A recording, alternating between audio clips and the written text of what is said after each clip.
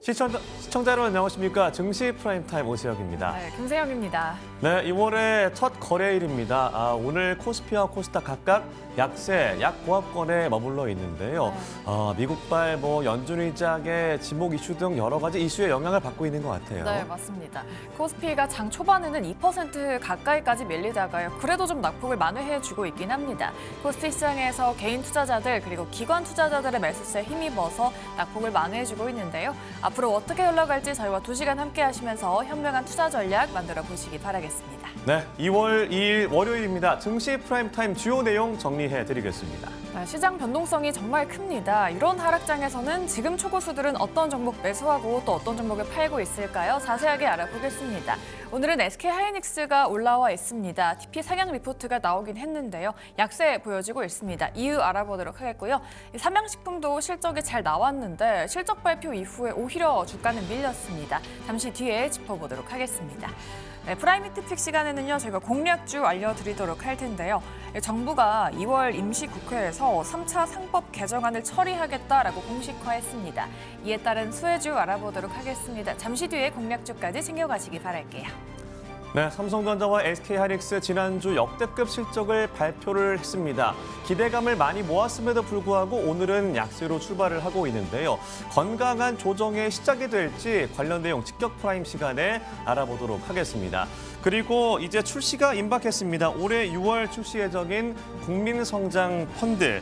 이 수익에 대해서 최대 40% 세 공제가 되고 손실은 국가가 우선적으로 떠안는다라는 개념인데 국민성장펀드 어떤 개념인지 프라임 히트픽 시간에 자세하게 짚어보도록 하겠습니다. 자, 증시 프라임타임 딜사이트 경제TV 유튜브 채널을 통해서 라이브로 확인할 수 있으니까요. 많은 참여 부탁을 드리겠습니다. 2월 2일 월요일 증시 프라임타임 지금 출발합니다.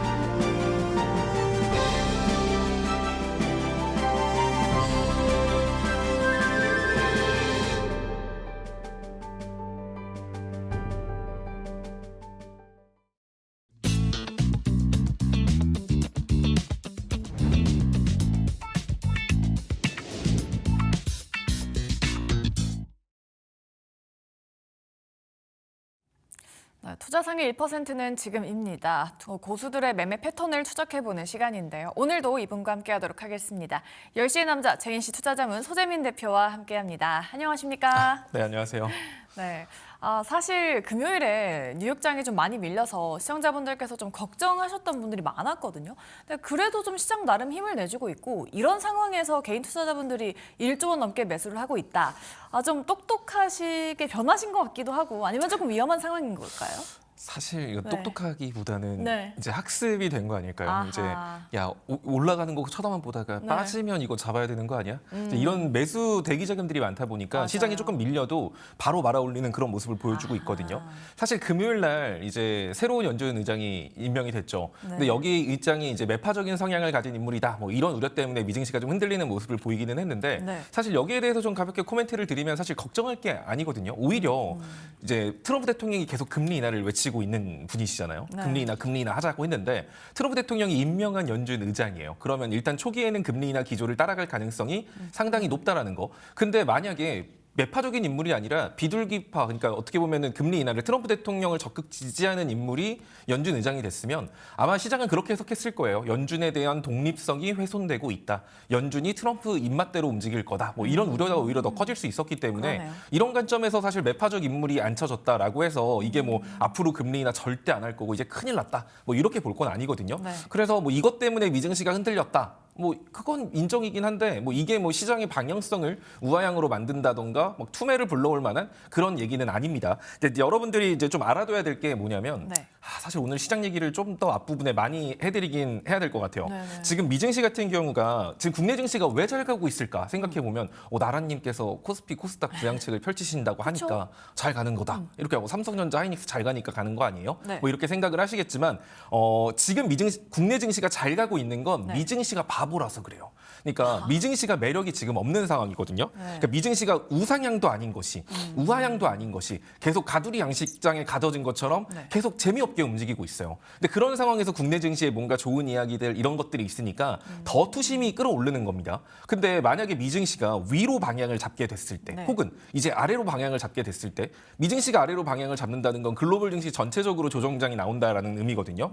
자, 보면은 지금 현재 미증시 같은 경우가 요 느낌으로 지금 움직이고 있어요. 네. 이렇게 저점 자체도 올리고 있긴 하지만 고점 자체를 23,800포인트를 제대로 돌파하지 못하고 계속 여기만 오면 밀리거든요. 그러니까 너무 재미가 없잖아요, 미증시. 근데 국장 얼마나 재밌어요. 그러니까 국장에 대한 투심이 더 좋았던 거예요. 근데 만약에 미증시가 이제 이 아래 구간을 이탈했을 때는 아래로 단기 조정이 좀 커질 수 있습니다. 반대로 위를 돌파하게 됐을 때는 수렴의 끝에서 위를 돌파했으니까 상승 추세로 들어갈 수 있겠죠. 근데 만약에 지금 나스닥 같은 경우가 지금 딱 이제 위냐 아래냐 어디를 갈까요? 사실 이거는 그 누구도 지금 단언할 수가 없어요. 그러다 보니까 사실 나스닥의 경계심이 큰 거거든요. 미증시가 지금 약세를 보이고 관방 심리가 큰 것도 이 수렴의 끝이 다가오고 있기 때문이에요. 윈지 아래인지 방향성을 몰라. 근데 아래로 방향성을 내리잡는다? 그러면 국내 증시가 글로벌 증시가 다 조정 주는데 네. 국내 증시가 지금처럼 혼자 날아갈 수 있을까요? 아니겠죠. 오히려 이때다 싶어서 지금의 과열을 시키기 위한 투매 혹은 조정이 나올 수 있는 거예요. 반대로 미증시가 위를 치고 올라간다고 쳐보죠. 네. 그러면 지금까지는 미증시가 전혀 매력적이지 않았어요. 근데 미증시가 다시금 상승 랠리를 시작한다라고 했을 때 우리나라 투자하고 있는 투자자들의 심리는 어떻게 변할까요? 아, 코스피 코스닥도 많이 올라갔는데 근데 이제부터 미증시 다시 상승 시작하는구나. 그럼 안전한 미증시로 한번 갔다 와야겠다. 이런 식으로 국내 증시의 투심이 위축될 수 있거든요. 위든 아래든 위축되는 거 그렇죠. 아니에요? 근데 이제 약간 위를 치고 가면은 네. 이제 국내 증시도 따라가긴 하겠죠. 근데 상승폭이 지금보다 좀 더뎌진다거나 횡보하는 모습을 보여줄 수 있겠죠. 네. 근데 만약에 미증시가 아래로 내리꼽으면 이제 그때는 국내 증시도 정말 운이 좋으면 횡보인 네. 거고 아니면 마찬가지로 투매가 나올 수도 있는 거예요. 자, 결국 지금 시장이 고평가기 때문에 조정이 나온다라는 건 아니에요. 하지만 과열됐기 때문에 이 과열을 풀어가는 뭔가의 액션이 이번 달에 나올 가능성이 높다라는 거. 그리고 그게 미증시로부터 나올 수 있는데 미증시의 수렴의 끝이 다가오고 있다는 거. 그래서 여러분들이 지금 시장을 투자를 할 때는 역시 국내 증시 빠져도 그냥 바로 올라가네. 완전 개꿀이네. 떨어지면 잡으면 되네. 이런 생각으로 접근할 게 아니라 아, 이거 미증시가 방역성 잡으면 국내 증시 이거 조금 조정이라던가 횡보라던가 투매라던가 이런 가능성도 열리니까 아, 지금은 조금 내가 지지선을 확실하게 잡고 접근을 해야겠다. 이런 생각으로 접근을 하셔야 됩니다. 자, 제가 오늘 아침 시황에도 남겨드렸어요. 이게 아침에 제 장전 시황을 제가 항상 아침 한 7시 정도에 남겨드리는데 오늘 제가 여러분들한테 뭐라고 남겨드렸냐면 코스닥 같은 경우는 1110포인트까지 밀렸다 올 수 있습니다. 라고 말씀을 드렸습니다. 자, 그리고 방송에서도 여러분들한테 지속적으로 말했던 것 같아요. 30분 봉에서 60일선 보라고 코스닥 같은 경우는. 자, 그 자리가 이 30분 봉에서 60일선. 정확히 거기에 딱 찍고 반등했죠. 네. 자, 이 자리를 이탈하지 않는다라고 한다면 지금과 같은 과열은 유지될 가능성이 커요. 여기만 이탈하지 않으면. 근데 그러니까 여기까지 빠지는 건 여러분들이 기회라고 생각하셔도 돼요. 네. 여기 이탈하지 않았을 때는. 근데 만약에 여기를 이탈하면 그때부터는 과열됐던 투자 심리가 확 식거든요. 그러니까 여러분들도 그런 거 있잖아요. 다시 올라갈 것 같아. 이런 마음으로 매매를 하는 거랑 네. 뭔가 이제부터 빠지는 거 아니야? 이런 생각이 드는 순간 매수 버튼이 잘 안 아예 눌리죠. 다르죠. 그렇죠. 지금은 빠져도 왠지 다시 올라갈 것 같아라는 심리가 크지만 맞아요. 저 자리를 이탈하면 그때부터는 더 빠질 것 같은데라는 생각이 커지게 돼요. 그럼 그런 상황에서 만약에 미증시까지 빠지면 어떻게 될까요? 우르르 캉캉 아래로 밀릴 수 있는 거예요. 투자 심리가. 다시 올라올 수 있어요. 다시 올라올 거예요. 그런데 제가 계속 말하는 건 너 이 자식 시장을 아주 부정론자구만 이게 아니라 예. 저도 시장 더 올라갈 거라고 생각하지만 이러한 충격이 생길 가능성도 우리가 염두는 할 필요는 있고 그랬을 때 어떻게 행동을 해야 될지 미리 여러분들이 생각을 하고 투자를 하는 거랑 네. 그냥 뭐 누가 좋다고 하니까 그냥 종목 사놓고 빠지면 어쩌지? 발 동동 구르는 거랑 완전히 느낌이 다르다는 거예요. 네. 만약에 1110포인트 이탈하면 코스닥 같은 경우는 일단 1070에서 1080까지 한번 밀릴 수 있고요. 심하면 1020포인트까지도 밀릴 수 있습니다. 그러면 한 7%에서 10% 가까이가 눌렸다 올 수 있다는 거. 이거 네. 인지하시면서 투자를 하셔야 되고요. 뭐 사실 코스피까지 얘기를 하자니 너무 길어지기 때문에 조금 이따 QR코드 나오면 거기 들어오시면 시장에 대해서 좀 더 풀어서 남겨드리도록 하겠습니다. 네, 좋습니다. 미증 씨가 최근에 상대적으로 좀 잠잠했기 때문에 그 자금이 약간은 국장으로 쏠린 면도 있다. 과열권이었기 때문에 지금은 약간 유의해서 살펴보셔야 된다. 지지선 이탈하지 않는지 여부를 면밀히 추적 관찰하시면 좋을 것 같습니다. 네, 시장 전략 좀 자세하게 알려드려봤고요. 그럼 이런 시장에서 1% 초고수들은 어떤 종목 매수 중일까요? 실시간 순매수 탑 10 종목들 보겠습니다. 네, 오늘 역시나 SK 하이닉스와 삼성전자 좀 밀리고 있는데 이런 시장에서 초고수들은 담고 있습니다. 1, 2위에 나란히 올라와 있습니다. TP를 계속해서 올려잡는 리포트가 나와주고 있긴 합니다. 오늘 1, 2위에 나란히 올라와 있고요. 네, 3위는 효성중공업 최고가 돌파 이후에 약세 이어가고 있습니다. 중공업 쪽 부문이 실적 개선이 두드러졌다라고 하는데요. 반면에 건설 부분은 다소 부진했다라고 합니다. 오늘장 5%대 약세 보이고 있고요. 4위는 루닛은 지난주 금요일에 유상증자 이슈로 인해서 20%가 넘게 밀렸었죠. 오늘도 하락한 뒤에 2%까지 낙폭을 좀 줄여내는 모습 보여지고 있고요. 현대글로비스는 무디스가 기업 신용등급을 A3로 좀 상향 조정했다라고 합니다. A등급을 받은 건 처음이다라고 하죠. 또 해운이 호실적에 기인했다라는 평가를 받아주고 있고요. 약세장에서도 1%대 상승 보여지고 있습니다. 네, LS 역시나 자회사 엑식스 솔루션즈 IPO를 철회했다라는 그런 악재가 좀 있었죠. 이틀 연속 6%대 약세에 좀 그려가고 있는 LS입니다. 자, 이 중에서는 저희 삼성전자를 항상 체크해 주시니까 오늘도 좀 보겠습니다. 네, 개장과 동시에 16만 전자 내줬고요. 90만 닉스도 내줬습니다. 삼성은 그렇다면은 사실 투자자분들께서는 지금이 기회다라고 하시는 분들이 좀 많을 것 같긴 합니다.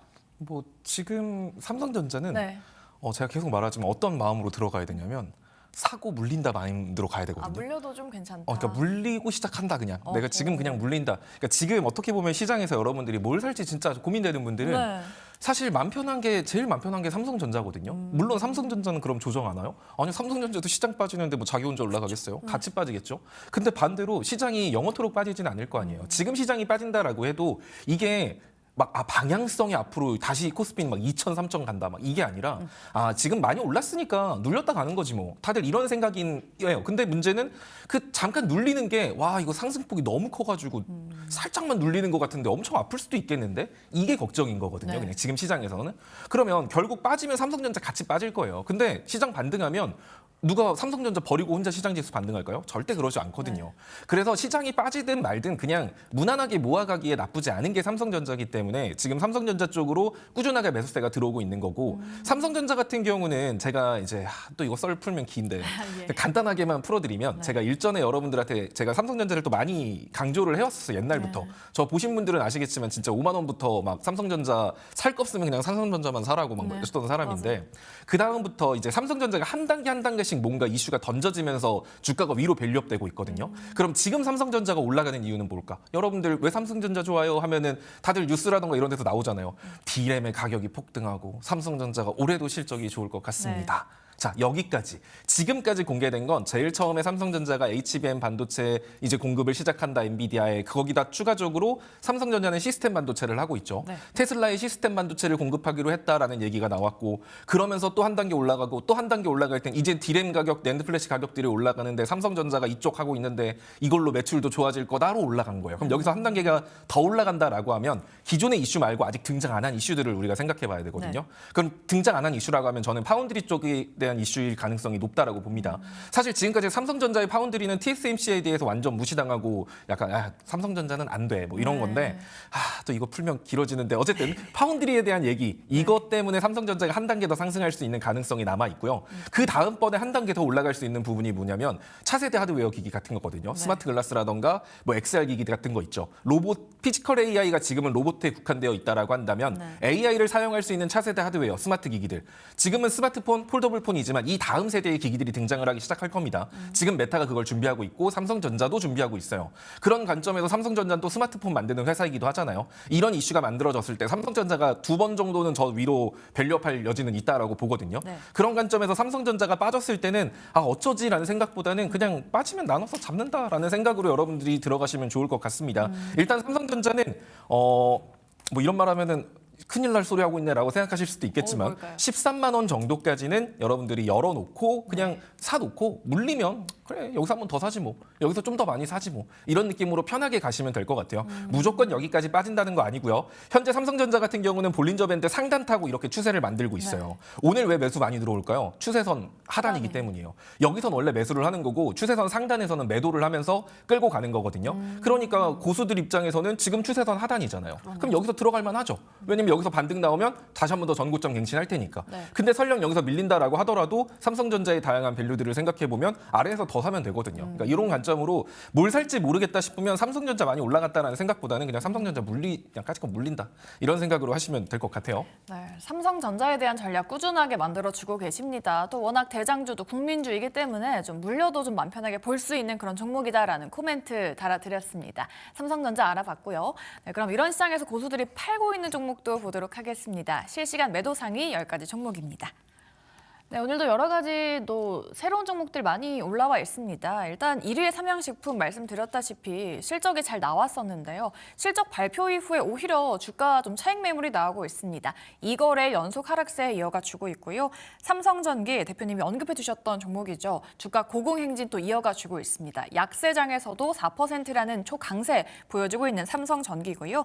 4위에 있는 달바 글로벌은 처음 올라온 종목입니다. 작년 5월에 코스피에 입성한 이후에 프리미엄 화장품 이미지를 좀 가속화시키고 있습니다. 글로벌 시장에서 K뷰티로 입지를 다지겠다라는 포부를 밝히기도 했습니다. 최근에 반등하려는 움직임 보여지고 있고요. 5위 에이프릴바이오는 4%대 상승 보여지고 있습니다. 주가 저평가돼 있다라는 분석이 나오고 있고요. 아토피 치료제 임상 결과를 앞두고 있음에도 주가 반영이 제한적이어서 임상 성과에 따라서 기업가치 재평가가 가능하다라는 평가들 받고 있습니다. 그리고 미코도 오늘 3%대 상승 보여지고 있죠. 미코는 2주 내내 주가가 강하게 움직이고 있습니다. TC 본도에 대한 기대감 맞물려 있는 종목이고요. 7위에 있는 하나에어로스페이스, 노르웨이와 대형 방산 수주 소식이 전해지면서 상승세 보여지고 있습니다. 오늘도 1%대 빨간불 켜지고 있네요. 자, 이 중에서도 현대차 저희가 안 볼 수 없습니다. 현대차는 오늘 그래도 뭐 시장이 밀리고는 있지만 보합권대에서 좀 나름 버텨주고 있는 모습이거든요. 현대차는 지금 시점에서는 좀 어떻게 바라보는 게 좋을까요? 사실 현대차 나쁜 말 하면은 사람들이 너가 뭘 안다고, 너가 현대의 미래에 대해 아냐, 뭐 이런 말씀을 하시겠지만 나쁜 말 하실 건가요? 사실 네. 나쁜 말까지는 아니고요. 약간 그거예요. 지금 칼날 위를 걷는 느낌? 약간 살얼음판이다. 살얼음판이에요. 약간 지금 이걸 걸어가야 돼 말아야 돼라는 네. 딱 그 느낌이 지금 위치에 있거든요. 네. 그러니까 현대차가 나쁜가? 아니요, 좋죠. 아니죠. 실적 네. 뭐 좀 아쉬운 실적을 냈긴 했지만 뭐 관세 영향도 있고 이런 거 생각하면 나쁠 것도 아니고 앞으로 성장도 하다가 미래 성장 동력인 로봇까지도 와 피지컬 AI 야 현대차 괜찮은데 앞으로 미래 참 괜찮겠다. 맞아요. 근데 그래서 지금 많이 올라간 것도 맞아요. 그러니까 미래에 대한 기대감이 어느 정도 선반영된 사실도 맞거든요. 하지만 그렇다고 지금이 고평가냐? 저는 고평가라고 생각하지 않습니다. 네, 고평가라고 생각 안 해요. 네. 다만 아까 말한 것처럼 시장 지수가 조정이 나오면 현대차가 자기 혼자 올라갈까요? 아닐걸요? 네. 같이 빠지겠죠. 그랬을 때 최근의 상승분에 대해서 조정폭이 조금 크게 나올 수도 있다는 거를 우리가 인지를 해야 돼요. 현대차 투자자분들 보시면 많은 분들이 장기적인 관점으로 난 가치적인 투자를 하고 싶어라고 말씀은 하시지만 네. 정작 주가 밀리니까 지금 불안하잖아요. 막 지금 어떡하지 더 사야 되나? 뭐 이런 생각하시는 분들도 많으실 텐데 일단 현대차 같은 경우는 이걸 좀 보시면 좋을 것 같아요. 120분봉에서 60일 정도 선 지금 이게 상승 랠리가 나오고 나서 네. 지금 여기 한 번도 안 만났죠. 이 노란색 선. 자, 이 자리가 대략적으로 47만 원 정도 라인이다라고 보시면 될 것 같아요. 자, 그럼 이 자리를 이탈했을 때는 사람들의 지금 밑으로 지지선이 단단할 때는 여기 안 깨져. 여기 설마 여기 내주겠냐? 이런 생각했는데 여기 깨지면 그때부터는 이제 사람들이 마음이 좀 불안하기 시작할 거예요. 네. 중요한 지지선 깨졌는데. 근데 만약에 그 타이밍에 시장까지 같이 밀리고 있어 봐요. 그랬을 때는 밑에서 잡은 사람들은 지금 널널하게 수익권이에요. 그 사람들 차익 실현 매물들 이렇게 쏟아져 나올 수도 있는 거거든요. 그럼 순간적인 조정의 폭이 좀 커질 수 있고 현대차는 지금 얘가 반드시 지켜야 될 라인은 47만 원 정도 라인이라고 봐야 되는 게 지금 최근에 상승 추세가 꺾이면서 만약에 이번에 이 자리를 깨면은 현대차 같은 경우는 이런 느낌으로 하락 추세를 조금 만들 수 있어요. 이렇게 만들면 47만 원 라인 깨면 그 다음에는 45만 원 라인에서 반등 한번 나오겠죠. 하지만 전고점을 갱신하지는 못하는 기술적 반등으로 끝날 가능성 높아요. 거기서 또 내려가면 이런 식으로 조금만 내려가면 그렇게 해서 만약에 40만 원까지 눌리고 갈 수도 있는 거거든요. 이렇게. 그러면 여러분들이 그냥 마냥 현대차 좋다 하면서 사놓을 게 아니라 현대차가 47만 원 정도 라인을 이탈하면 얘 45만 원까지도 빠질 수 있고 거기서 반등이 나왔을 때 만약에 흐지부지 반등으로 끝나게 되면은 당분간 좀 저점을 또 계속 갱신할 수 있겠다. 근데 그렇다라고 해서 현대차가 나쁜가? 아니죠. 나쁘지 않아요. 근데 제가 항상 말하지만 주가는 급격한 상승의 절반 정도까지 조정을 준다라고 여러분들한테 매번 말했는데 네. 이거 보시면 급격한 상승의 절반 자리가 어디죠? 40이에요. 그래서 여기까지 빠진다 한들 현대차가 상승 추세가 깨지는 게 아니거든요. 근데 투자자들 입장에서는 49만 원이 40만 원 간다라고 생각하면 진짜 억소리 나거든요. 이거 그쵸. 다시 올라간다라고 하더라도 심적으로 스트레스가 장난이 아니어서 현대차를 투자하시는 분들은 머릿속에 담아둘 게 중요한 자리가 47만 원. 이 자리만 이탈하지 않으면 상관없습니다. 네. 그러면 고점 더 올릴 거예요. 하지만 47만 원 이탈했을 때는 그때는 추세 힘이 좀 빠져서 눌림이 좀 커질 수 있기 때문에 그때는 방어적으로 뭔가 좀 대응을 하시는 게 좋지 않을까. 현대차는 좋아요. 좋은 기업 맞지만 예. 이거 체크하라고 남겨드리는 겁니다. 네, 정말 자세하게 전략 만들어 드렸습니다. 또 워낙 좀 밀리기 때문에 지금 사야 하는 분 계실 텐데요. 그 말려드린 47만 원 지지라인 이탈하지 않는지 그 여부를 좀 면밀하게 좀 체크하시는 게 중요해 보입니다. 참고해 보시기 바라겠고요. 네, 그럼 주간 순매수 종목들도 한번 보도록 하겠습니다. 5거래일 순매수 종목들은요. 네, 오늘 LG전자 올라와 있고요. 캔커 에어로스페이스도 이제 스페이스X 상장 기대감이 함께 올라왔었던 종목이죠. 최근에 주목을 받고 있는 종목이고요. LG전자는 구조적인 수익성 개선 국면에 진입하고 있다라는 평가를 받아주고 있습니다. 작년 4분기에는 실적이 조금 악화가 되긴 했지만 1분기는 계절적 성수기일 뿐만 아니라 고정비 절감 효과가 나타나는 첫 분기다라고 합니다. 주가 하락장에서 상대적으로 좀 버텨주고 있는 모습 보여주고 있고요. 또 작년 4분기부터 외국인의 관광객이 증가를 하면서 백화점 관련주의 강세가 좀 지속이 되고 있습니다. 신세계에 처음으로 올라와 있는 종목이죠. 2위에 이름을 올리고 있고요. 주가 저점에서 정말 많이 올라와 줬습니다. 최고가 부근에서 현재는 거래가 되고 있고요. 현대차 앞서 또 전략 세워드렸죠. 그리고 캔코 에어로스페이스 말씀드린 대로 스페이스 X 상장 기대감에 주가 최고치 돌파해주고 있습니다. 지금 고점 부근에 좀 머물러 있는 모습이고요. 리브스메드도 주가 변동성이 조금 있습니다. 오늘은 제약바이오주가 약간은 좀 약세를 보여주고 있어요. 오늘 2%대 하락이고요. 오름테라퓨틱스도 3%대 약세, 그리고 셀트리온도 올라와 있습니다. 셀트리온 저희가 항상 또 짚어드렸으니까 오늘도 좀 안 짚어볼 수가 없는데 일단은 오늘 그 유방암 치료제 허주마 SC 임상을 완료했다라고 밝혔어요. 또 3개월 안에 유럽이나 국내에 좀 허가를 신청하겠다라고 하는데 이게 뭐 셀트리온에게 큰 호재가 돼서 좀 주가 움직임을 줄 수 있는 그런 이슈다라고 봐야 될까요? 아니요. 뉴스는 너무 늦다. 셀트리온은 네. 그러니까 종목마다 그런 게 있어요. 여러분들은 어떤 그러니까 종목마다 뉴스가 되게 중요한 종목이 있고요. 네. 셀트리온은 그런 거랑 하등 관계가 없이 뉴스랑 관계가 없다. 사실 이런 뉴스 나왔으니까 올라가지 않을까? 호재성 뉴스 같은데 셀트리온을 그렇게 쉽게 호락호락 쳐다보시면 안 됩니다. 네. 셀트리온이라는 종목은 예. 일단 지금 셀트리온 쪽에 사람들의 관심이 조금 주간 순매수가 좀 올라가고 있는 이유가 네. 뭘까를 생각을 해보면 결국 지금 보면은 사람들이 이런 딜레마를 가지고 있단 말이에요. 코스닥 지수 올라갈 텐데. 제약바이오 코스닥 지수 올라간다고 했는데 근데 불안해 지금 시장이. 막 무너지면 어떡하지? 코스닥 지수 올라가면 2차 전지 제약바이오 어차피 갈 텐데. 근데 제약바이오 애들 중에 실적 안 좋은 애들이 너무 많단 말이야. 그러면 그래 제약바이오 안에서 실적 좋은 셀트리온으로 가자.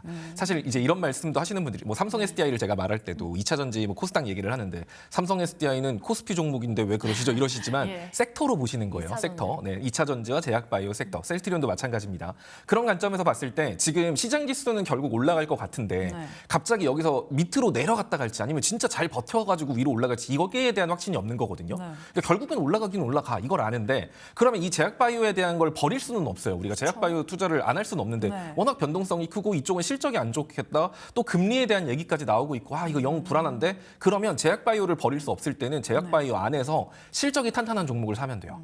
그런 종목이 셀트리온이거든요. 그리고 셀트리온 같은 경우도 지금 최근에 좀 상승하다 약세 흐름을 다시 보여주고 있기는 하지만 네. 주봉상 박스권 상단 여전히 지켜내고 있습니다. 셀트리온 같은 경우는 19만 원, 금요일 종가 기준으로 19만 원 이탈하지 않는다라고 19만 5천 원 정도 요 라인만 이탈하지 않으면 다시 더 고점 올릴 수 있는 종목이니까 약간 묵직한 종목 종목 제약바이오 중에 뭐 사지? 제약바이오 뭐나 담아두고 싶은데 하면 조금 느리더라도 셀트리온을 분할 매수하시면 좀 안정적으로 수익을 챙기실 수 있지 않을까 이런 생각이 듭니다. 네, 제약바이오주 항상 뭐 볼지 모르겠다라고 하다면 셀트리온 봐라라고 말씀을 드렸었죠. 오늘도 전략 만들어 드렸으니까요. 주가 추이 잘 지켜보시기 바라겠습니다. 네, 다음으로는 매도 상위 종목들도 보겠습니다. 주간 순매도 상위 종목들은요. 네, 순매도 상위에는 제약바이오주가 좀 많이 포진이 되어 있습니다. ABL 바이오, 리가캠, 올릭스, 알테오젠, D&D 파마텍까지 올라와 있습니다. ABL 바이오는 작년 매출 1,000억 원을 돌파할 것으로 관측됩니다. 설립 9년 만에 처음이다라고 하고요. 또 하나증권에서 3,000스탁 시대가 온다라고 한다면은 코스닥 종목에 집중을 하되 그 안에서는 바이오텍에 관심을 두는 편이 좋겠다라는 그런 분석이 나왔습니다. 그 종목들은 리가캠 바이오 그리고 D&D 파마텍인데요. 오늘 순매도 상위에 올라와 있는 모습이고요. 로봇주도 좀 시장이 밀리면서 함께 약세를 보이고 있습니다. 레인보우 로보틱스도 최근 주가 흐름 좋았죠. 오늘은 약간 밀리고 있습니다. 하나비전 같은 경우에는 최근 주가 흐름 우상향 보여지고 있죠. SK 하이닉스 향, TC본도에 대한 모멘텀이 있다라고 보시면 되겠고요. SK 스퀘어도 SK 하이닉스의 주주 환원 확대 기조까지 합해서 주가 우상향 해줬던 종목입니다. 이 중에서는 오늘 올릭스를 보겠다라고 하셨는데요. 올릭스 제약바이오 안에서 왜 올릭스를 지금 봐야 될까요? 사실 뭐랄까 고민하다가 그냥 찍었습니다. 딱히 볼 게 없나요? 네, 지난주엔 사실 ABL 바이오 말씀해드렸잖아요. 근데 다 보니까 죄다 제약바이오 섹터더라고요. 그래서 올릭스도 여러분들이 좀 많이들 매매하시는 종목 아닌가라는 생각이 들어서 비만치료제로도 워낙 유명했던 맞아요. 종목이기도 하니까. 그래서 여기에 대한 그러니까 이 종목 같은 경우도 여러분들이 그냥 비만치료제 가자 외칠 게 아니라 얘도 좀 교과서적으로 전략적으로 접근할 수 있는 종목이거든요. 자, 해당 종목 차트를 좀 간단하게 보면서 시간이 없으니까 간단하게 남겨드리면 일단 해당 종목은 12만 원부터 15만 원까지의 박스권 종목이에요. 그러니까 이거를 머릿속에 알고 올릭스를 투자해야 되는 거예요. 그냥 그거 없이 그냥 올릭스는 뭐 비만 치료제니까 좋다. 이렇게 매매하면 안 되고 보시면 지금 작년 11월부터 현재까지 계속 이 안에서 움직이고 있거든요. 이번에도 박스권 상단 찍고 밀린 거예요. 그럼 내가 올릭스를 투자하고 있었고 이게 박스권인 줄 알았으면 이 자리에서 사는 게 아니라 팔았겠죠. 일부라도. 자, 그리고 지금 어디죠? 박스권 중단입니다. 자, 여기서 반등이 안 나온다. 그럼 여기서부터는 12만 원까지는 분할 매수가 가능한 구간이에요. 지금 뭐 순매도 상위 구간에 있기는 하지만 여기서부터 12만 원 박스권 하단 부근까지는 분할 매수가 가능하고 여기서 반등 나오면 또 박스권 상단 부근에서부터 분할 매도하고 이런 느낌으로 박스권 형태로 가져가는 종목이라고 보시면 좋을 것 같고요. 그런데 만약에 이제 12만 원 라인을 이탈했을 때는 주봉상 볼린저 밴드 상단 라인도 이탈하는 거고 일봉상 박스권 하단도 이탈하는 거기 때문에 그때는 정말 10만 원대, 11만 원대까지도 조정폭이 커질 수 있어요. 그래서 올릭스를 내가 지금 물려 있다 하시는 분들은 박스권 하단 라인이 12만 원 선에서 추가 매수를 해서 평단을 박스권 중단, 상단 아래로 맞추는 게 중요하겠죠. 이렇게 지금 이 포인트, 12만 원, 15만 원 왔다 갔다 한다라는 거 기억하시고 내가 물려 있다라고 한다면 이 안쪽으로 내 평단을 최대한 잘 맞추는 게 관건인 종목이다. 이렇게 좀 정리해 보도록 하겠습니다. 네, 좋습니다. 이렇게 올릭스까지 저희가 전략 만들어 드렸습니다. 참고해 보시고요. 저희 마지막으로는 이제 대표님 종목을 리뷰를 좀 들어보도록 할 텐데요. LS 머티리얼즈라는 종목이 지금 또 수익이 아주 좋습니다. 저점 대비해서 이제 36%가 넘게 올라와 줬는데 이 종목을 가져오신 이유가 지금 자리도 좀 충분히 공략해 볼만하다라는 이유에서 좀 가져오셨다라고 봐야 될까요? 그렇죠. 사실 저 이 종목 되게 좋아하거든요. 근데 아마 이거 갖고 왔을 때 지금도 여러분들은 그럴걸요. 지금 방송 처음 보시는 분들은 저건 무슨 종목이지? 최근에 핫한 종목이 아닌데? 라는 느낌일 텐데 이 종목 같은 경우는 결국 전력 효율하고 관련된 부분이에요. 그래서 반도체 쪽으로도 데이터 센터 쪽으로도 묶일 수 있고 로봇이라던가 2차 전지 이런 쪽으로도 다 묶이는 종목이라서 지금 자리도 충분히 매력적이긴 하거든요. 근데 그래서 사실 뭐 일단 한 15,800원? 15,800원 정도? 여기 오면 여러분들 다시 매수하셔도 됩니다. 충분히 고점 더 올라갈 수 있는 종목이고 신규 진입한다라고 하면 16,000원 아래로는 겁 안 먹고 들어가셔도 될 것 같아요. 그래서 이거 나중에 말하면 또 까먹을 것 같아가지고 지금 미리 말해둡니다. 16,000원 아래로 오면 그때는 신규 진입이 가능하다. 이거 기억해 두시면 좋겠습니다. 네, 좋습니다. 수익을 많이 내줬던 LS 머티리얼즈까지 저희가 리뷰 도와드렸고요. 오늘은 정말 좀 시장이 좀 밀리고 있기 때문에 시장 전략을 좀 깊게 만들어 두셨잖아요. 근데 시간이 또 부족해서 아쉬운 분들을 위해서 어디로 가면 또 좋은 전략 만들어 볼 수 있을까요? 아래 QR코드 들어오시면 될 것 같고요. 하나 말씀드리고 싶은 게 지금 시장 진짜 전략적으로 잘 하셔야 되거든요. 여기서 감정적으로 취했을 때 이번에 한번 잘못 넘어지게 되면은 일어서기가 너무너무 힘들 수 있어요. 그래서 지금 시장 그냥 감정적으로 어떤 뉴스가 좋다더라, 어떤 종목 좋다더라 이런 말만 듣고 매매할 게 아니라 시장 구간 확실하게 나눠가지고 전략적으로 접근을 해야 만약에 시장이 빠지더라도 여러분들이 안정적으로 평단 관리를 해서 일어날 수 있는 거고요. 올라간다라고 하더라도 놓침 없이 수익을 챙길 수 있는 거거든요. 그런 얘기들을 위주로 남겨드릴 테니까 네. 아래 오시면 도움 많이 받아 가실 겁니다. 네, 좋습니다. 오늘이 정말 중요한 날이다라고 합니다. 시장 전략 든든하게 만들어 보고 싶으신 분들은 아래에 있는 QR코드 타고 들어가시면 되겠습니다. 많은 전략 만들어 드리도록 할게요. 네, 오늘도 JNC 투자자문 소재민 대표와 함께했습니다. 오늘 말씀 고맙습니다. 네, 감사합니다.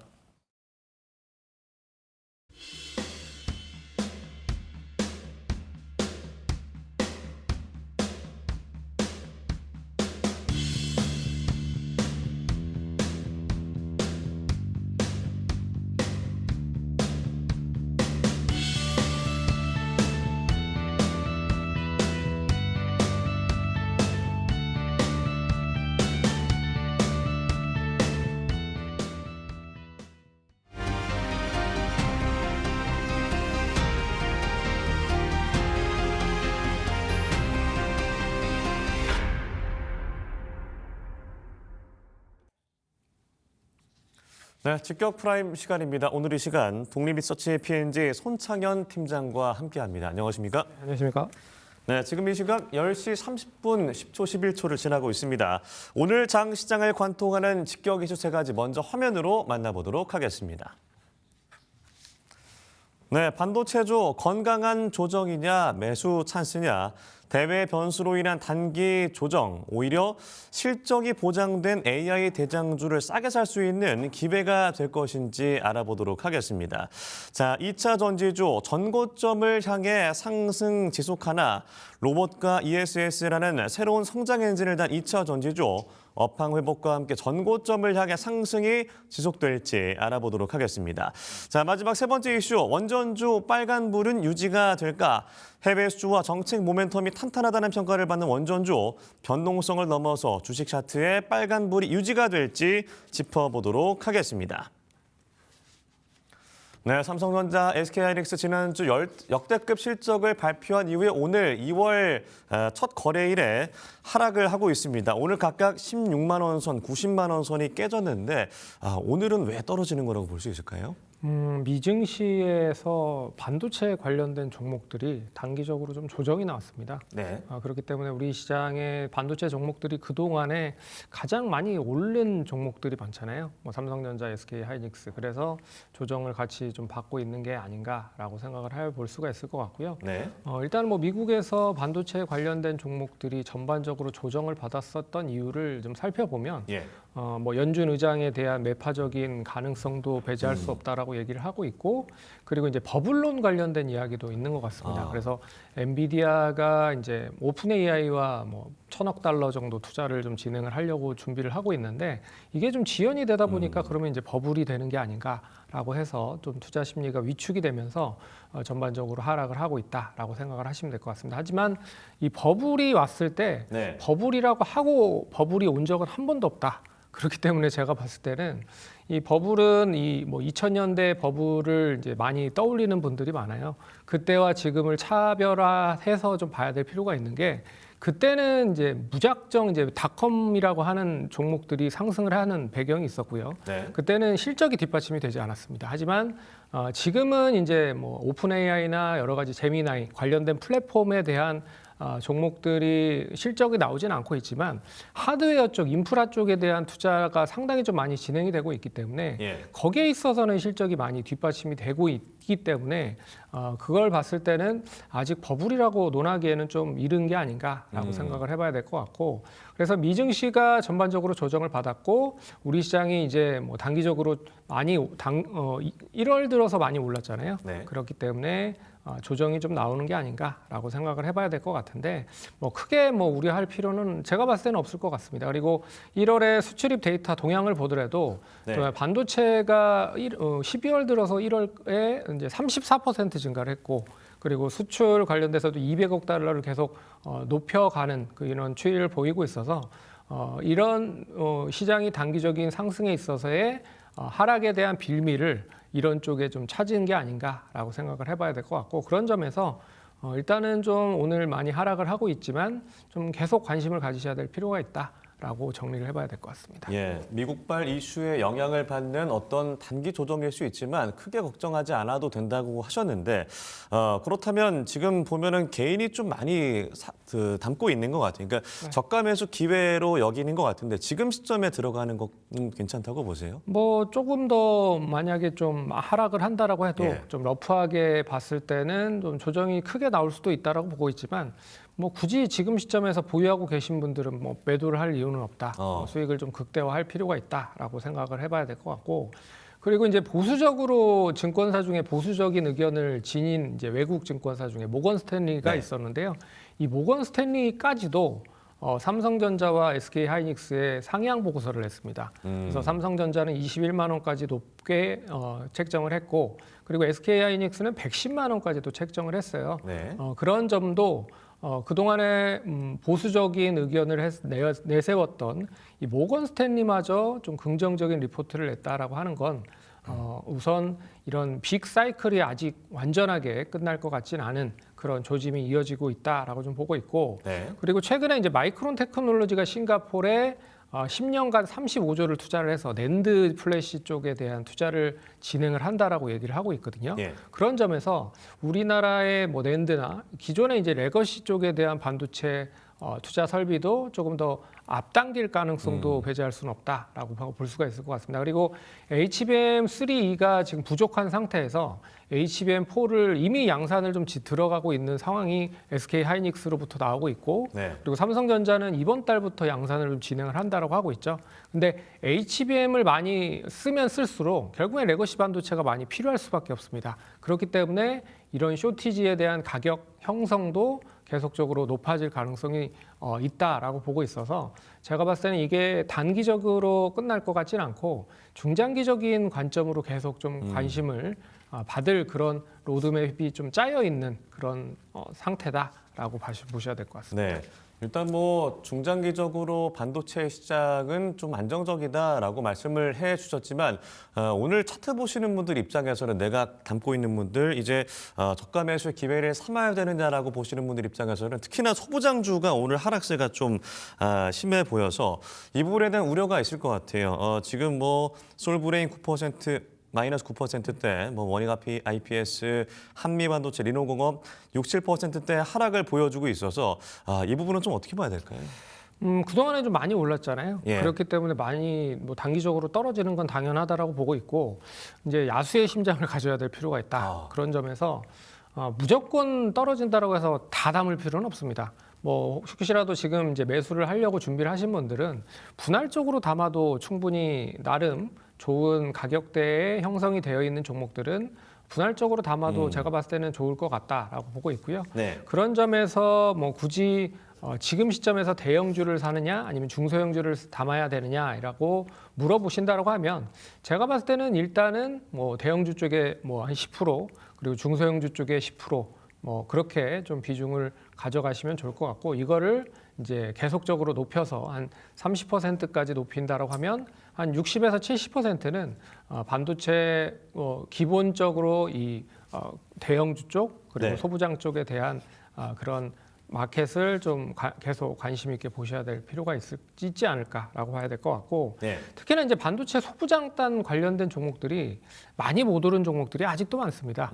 그렇기 때문에 굳이 비중을 좀 많이 높게 만들고 싶다라고 하시는 분들은 많이 못 오른 이제 반도체 소부장단에서 해법을 좀 찾는 것도 하나의 방법이 아닐까라고 말씀을 드려야 될 것 같고요. 그리고 네. 삼성전자와 SK 하이닉스 이 두 기업을 놓고도 고민을 하시는 분들이 많습니다. 네. 그러면 제가 해법을 제시해 드리는 게 두 개 다 사시라. 반반. 네, 반반 사시고 짭짜면 같은 느낌이네요. 일단 네. 수익이 많이 나는 쪽에 수익을 챙겨서 수익 나는 걸로 또 다른 쪽에 매수를 하면 일단 뭐 그런 점으로 매수를 하면 충분하게 이 시장을 좀 잘 버텨나갈 수 있지 않을까. 그렇게 봐야 될 것 같습니다. 그래서 오늘 많이 하락을 했었던 건 1월 들어 반도체 소부장단 종목들도 많이 올랐기 때문에 어떻게 보면 산이 높으면 골이 깊을 수밖에 없다. 네. 뭐 그런 정도로 생각을 해보시면 좋을 것 같다라고 보고 있고요. 그리고 여기에서 이제 또 추가적으로 하락을 하면 어떻게 하느냐? 네. 그럴 거를 대비해서 분할적으로 접근을 하면 충분히 대응 가능하다. 그렇게 좀 말씀을 드려야 될 것 같고요. 그럼 기존에 보유하고 계신 분들은 어떻게 할 거냐? 라고 하시면 수익이 난 구간, 제가 봤을 때는 10% 미만의 수익이 나고 있다라고 하면 일부 수익을 좀 챙겨놓고 좀 밑에서 다시 매수할 수 있는 타이밍을 잡는 것도 좋을 것 같고 네. 한 50% 이상 수익이다. 그러면 뭐 굳이 팔 이유는 없다라고 보고 있습니다. 계속 꾸준하게 가져가시는 전략을 세워보자라고 말씀을 드려야 될 것 같습니다. 예, 지난 1월 워낙 많이 올랐기 때문에 산이 높으면 골이 깊은 만큼 어느 정도 조정이 있을 수 있겠지만 분할 매수 접근으로 투자를 하셔라라고 했습니다. 일단 뭐 대형주 같은 경우에는 삼성전자, SK하이닉스 둘 다 가져가는 게 좋다라고 하셨지만 이 중소형주 가운데서는 어떤 종목을 탑픽으로 좀 꼽으시겠어요? 중소형주 중에는 굳이 이제 꼽으라고 하면 제가 봤을 때 이제 실적이 뒷받침이 됨에도 불구하고 못 가고 있는 종목들을 관심 있게 봐야 될 것 같다. 그래서 네. 뭐 두 종목 정도 좀 말씀을 드릴 수 있을 것 같은데 첫 번째 종목은 이제 KC텍이라고 하는 회사입니다. 네. 이 회사는 CMP 슬러리라고 해서 이제 웨이퍼를 평탄화하는 장비를 만들고 있는 업체예요. 근데 웨이퍼를 평탄화하기 위한 전제 조건이 이제 미세화 공정이 많이 들어가면 이 웨이퍼를 평탄화하는 공정들이 많이 들어갈 수밖에 없어서 거기에 들어가는 네. 장비라든지 그리고 슬러리 관련된 소재까지 많이 들어간다라고 볼 수가 있어서 관심 있게 봐야 될 것 같고요. 그리고 이제 뭐 적층을 많이 하고 있잖아요. HBM도 결국에는 D램을 적층하고 그리고 HBF가 최근에 또 이슈가 되고 있습니다. 이거는 낸드 플래시를 또 적층을 하고 있기 때문에 네. 이 관련된 웨이퍼 평탄화에 대한 작업은 계속적으로 공정에 대한 변화가 이어지면서 늘어날 수밖에 없다라고 보고 있고요. 여기를 또 개측하는 기업이 있습니다. 오로스 테크놀로지라고 하는 중소형 종목인데 네. 이 종목은 이제 개측 장비 관련된 부분의 종목이다. 그런 점에서 많이 못 오는 밤도 없지 않아 있고요. 이제 실적에 대한 턴어라운드가 본격화되면 주가는 상대적으로 또 빨리 올라갈 가능성이 높다. 그렇기 때문에 이 적층에 대한 개측을 좀 많이 하고 있는 기업이다라고 생각을 하시면 될 것 같아서 뭐 이 두 종목 정도는 좀 관심 있게 보셔도 되지 않을까 그렇게 좀 살펴보도록 하겠습니다. 네, 반도체 소부장주 가운데 KC텍, 오로스 테크놀로지 추천을 해주셨습니다. 다음 주제로 넘어가 보도록 하겠습니다. 2차 전지주 오늘 뭐 주춤합니다만 지난 1월 기점으로 해서 조금씩 상승하는 모습들이 있습니다. 로봇 모멘텀과 관련해서 추가 상승의 여력이 있을지 궁금한 분들 많으실 것 같아요. 로봇이 이제 만들어지고 있지는 않죠. 예. 근데 어떻게 보면 여기에 대한 이 기대감으로 로봇이 앞으로 많이 만들어지면 거기에 들어가는 이제 배터리 2차 전지도 많이 사용이 될 수밖에 없기 때문에 시장에서는 상당히 이슈가 됐었던 게 사실입니다. 네. 근데 제가 봤을 때는 지금 이제 뭐 로봇 관련돼서 그럼 어떤 배터리가 상당히 수혜를 받을 가능성이 높으냐? 이제 LFP보다는 이제 3원계 관련된 배터리가 상당히 많이 들어갈 수밖에 없거든요. 그럼 우리나라가 잘하는 그런 배터리 사업이 LFP보다는 이제 3원계 관련된 그런 배터리이기 때문에 예. 거기에 있어서의 수혜를 더 많이 받고 있다라고 생각을 하시면 될 것 같고 오늘도 전반적으로 이 2차 전지 관련된 종목들이 나름 좀 선방을 하고 있는 상황입니다. 어떻게 보면 이 관련된 이슈가 좀 동반되면서 계속 상승을 하고 있다라고 생각을 하시면 될 것 같고요. 뭐 에코프로 자체는 뭐 오늘도 좀 상승을 하고 있는 상황이고 뭐 포스코엠텍이라든지 뭐 대주전자재료 뭐 이런 종목들도 상승을 하고 있다. 근데 제가 봤을 때는 이제는 실적이 이제 턴어라운드를 하고 있는 기업들이 하나둘씩 나오기 시작을 하고 있습니다. 예. LG에너지솔루션도 그렇고요. 에코프로그룹도 그렇고 포스코퓨처엠도 실적은 좀 턴어라운드를 했다. 그래서 실적이 우선적으로 턴어라운드하는 기업들을 먼저 선제적으로 좀 보실 필요가 있고요. ESS양으로 실적을 턴어라운드 시켰기 때문에 캐즘에 대한 그런 부분들을 얼마만큼 ESS양 그런 실적으로 잘 마무리를 할 수 있을지가 중요할 것 같고 그러면 이제 캐즘이 어느 정도 완화가 되고 여기에 이제 하반기에 자율주행 관련된 또 트리거가 붙으면 네. 제가 봤을 때는 자율주행 관련돼서는 아직까지 뭐 별 크게 반응이 없다. 하지만 테슬라 사이버캡을 올해 이제 본격적으로 하반기에 사업화를 진행을 한다라고 보고 있고요. 그리고 지금은 뭐 텍사스 정도만 뭐 진행을 하고 있지 않지만 하반기에 7개 정도 그리고 올해 한 8만 대 정도를 사이버캡으로 만든다고 하거든요. 네. 그러면 여기에 있어서 우리가 생각을 해봐야 될 거는 테슬라가 사이버캡으로 해서 돈을 번다? 그럼 다른 모빌리티 기업들이 가만히 있지 않겠죠. 그러면 이 모빌리티 기업들이 어떤 걸 할 거냐? 전기차를 많이 찍어낼 가능성이 높죠. 네. 그러면 ESS의 향으로 잘 버텼었던 배터리 셀 소재 관련된 기업이 이제는 이제 자율주행 관련된 모멘텀으로 캐즘을 극복할 가능성이 높다. 그렇기 때문에 그런 로드맵을 보면서 연말까지 좀 지켜보는 관점으로 좀 중장기적인 시각으로 좀 보셔야 될 필요가 있지 않을까 그렇게 보고 있고요. 네. 로봇에 대한 상승은 일단 어느 정도 상승을 했기 때문에 추가적인 상승은 좀 제한적일 가능성이 높지만 그래도 트레이딩은 여전히 가능한 시점이다. 뭐 그 정도로 생각을 해보시면 좋을 것 같습니다. 예. 사실 2차 전지주를 오랫동안 지켜본 분 입장에서는 팬데믹 때의 어떤 상승 그리고 꽤나 긴 시간 하락했기 때문에 그거에 대한 두려움이 있으실 것 같은데 지금 뭐 신규 매수가 유효한 전략이 될지 지금 시점은 좀 어떻게 보세요? 우선 뭐 오늘 전반적인 시장의 흐름을 보면 장 초반에 어느 정도 저점 매수세가 좀 들어오는 걸로 판단을 하고 있는데 오늘 지금 다시 보니까 이제 저점 매수보다는 일단 좀 팔고 보자라는 시각들이 좀 많은 것 같아요. 그런 네. 점에서 뭐 굳이 지금 오늘 시점에서 매수를 한다고 하면 앞에서 얘기해드렸듯이 모든 종목은 다 분할적으로 접근하는 게 좋을 것 같다. 네. 그리고 손절을 혹시라도 염두를 해 놓으신다고 하면 좀 긴 안목으로 보시면서 대응을 하는 게 중요할 것 같아요. 그래서 일단 뭐 3분의 1, 그러니까 만약에 10% 정도를 매수를 한다고 하면 10%는 분할적, 아니 30%는 분할적으로 그리고 30%는 추가 매수할 수 있는 타이밍을 보시고 마지막으로 30%는 일단 시장이 다시 이제 턴어라운드를 하면서 주가가 반등하는 시점에 하면 제가 봤을 때는 평균 단가는 어느 정도 좀 낮춰진 가운데서 추세를 좀 따라가는 추세 추종을 할 수 있는 네. 그런 뭐 생각으로 좀 대응을 하시면 좋을 것 같고 만약에 시장이 생각한 것보다 더 많이 빠진다 그러면 첫 번째 30% 매수를 한 거 정도만 뭐 어느 정도 손절을 하는 것도 하나의 바람직하다라고 좀 볼 수 있기 때문에 지금 시점은 어떻게 보면 리스크를 좀 많이 줄이는 관점으로 좀 네. 대응을 하는 게 좋지 않을까 그렇게 좀 봐야 될 것 같고요. 그런데 지금 시점에서 많이 수익을 가지고 있는 분들이라고 하면 제가 봤을 때는 이런 흔들림 정도로 굳이 매도할 이유는 없다. 그렇기 때문에 분할 매도할 필요 없이 가져가도 그렇죠. 된다. 가져가도 된다. 네. 많이 50% 이상 수익이 나신 분들은 보유하셔도 상관없을 것 같습니다. 예. 네, 알겠습니다. 참 근데 이게 분할하기가 참 쉽지 그렇죠. 않긴 한데. 쉽지 않죠. 예. 네. 일단 2차 전지의 섹터에서 어떤 지금 현 시점의 그 유망 종목은 어떤 걸 꼽으시겠어요? 유망 종목은 제가 봤을 때는 뭐 먼저는 이제 배터리 셀 관련된 종목이 가장 이제 원탑으로 좀 봐야 될 것 같아요.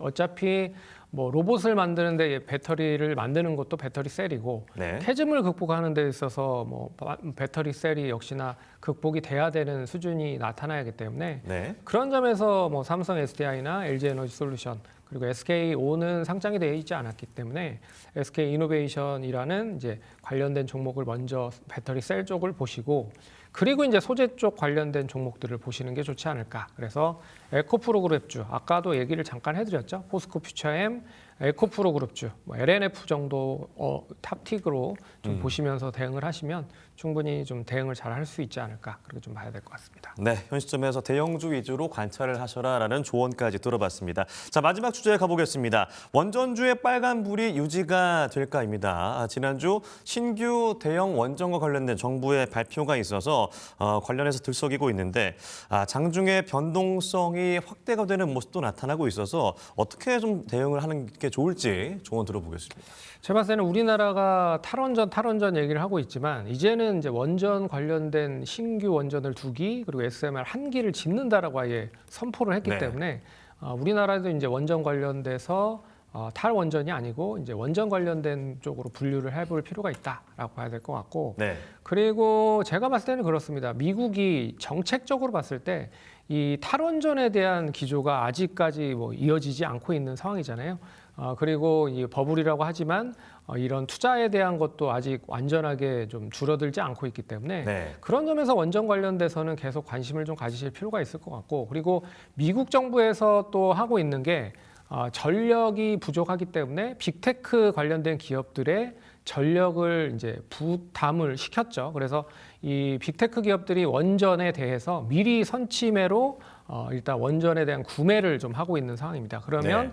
당연히 원전에 대한 그런 개발도 빨리 좀 진행이 될 가능성이 높아서 이게 단기간에 뭐 이렇게 완전하게 전환될 것 같지는 않고요. 계속적으로 유지가 될 수 있을 것이다. 그러면 미국에서도 원전을 짓고 뭐 유럽에서도 지금 체코뿐만 아니라 뭐 중동 쪽에서도 상당히 많은 원전이 필요한 시점이기 때문에 그러면 우리나라가 상당히 이제 제조 쪽에서는 좀 강력하니까 네. 관심 있게 좀 봐야 될 필요가 있어서 제가 봤을 때는 원전 관련돼서도 계속 관심을 가지셔야 될 필요가 있을 것 같다. 그렇게 좀 봐야 될 것 같습니다. 네, 특히나 뭐 지난달에 두산 에너빌리티에 대한 얘기를 참 많이 나눴습니다. 워낙 많이 올랐고 98,000대까지 찍고 현재는 좀 빠져서 88,000대까지 좀 하락한 상황인데 9만 원 선에 다시 안착할 수 있을지 좀 안정적으로 주가 흐름이 유지가 될지 어떻게 좀 보십니까?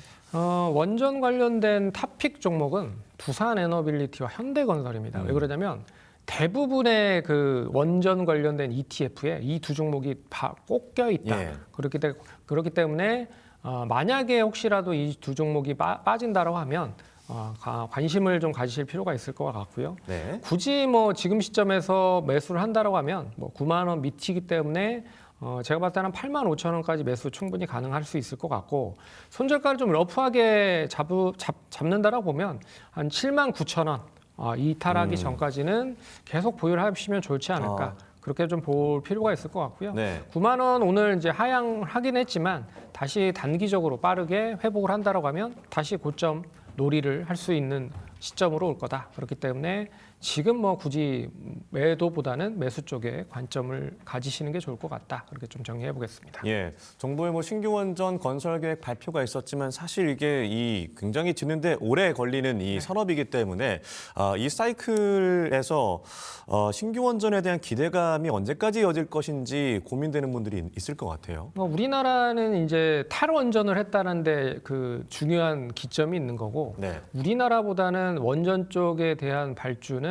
미국 쪽 그리고 유럽 쪽 그리고 중동 쪽이 좀 더 빠를 가능성이 높다. 그렇기 때문에 우리나라 원전을 짓는 건 2030년 이후가 될 가능성이 높아서 네. 우리나라가 그 대신에 이제 탈원전을 계속 한다라고 했기 때문에 그럼 이번 정부에서는 이 원전에 대한 쓰임새를 좀 뒤로 놓는 게 아닌가라고 생각을 했지만 원전에 대한 니즈가 상당히 좀 중요한 걸 깨달았기 때문에 다시 이제 원전을 사용을 한다라는 정부 정책이 뒷받침이 된다라고 하는 거를 감안해 보면 단기에 대한 그런 노이즈보다는 이제는 좀 관심 있게 보고 있다 정부도. 그러면 정부 쪽에서에 대한 수주가 이어지기 전에 해외 쪽에 대한 수주가 진행이 되면서 상승을 한다라고 하면 시간이 지날수록 우리나라 쪽에 대한 원전 관련된 그런 수주가 붙는다라고 네. 하면 제가 봤을 때는 더 붐업이 될 가능성이 높지 않을까 그렇게 봐야 될 것 같습니다. 그러면은 뭐 여전히 탑픽은 두해빌이라고 보면 될까요? 두산 에너빌리티와 현대건설이 탑픽이고 그나마 좀 밑에 단에 있는 종목들을 본다라고 하면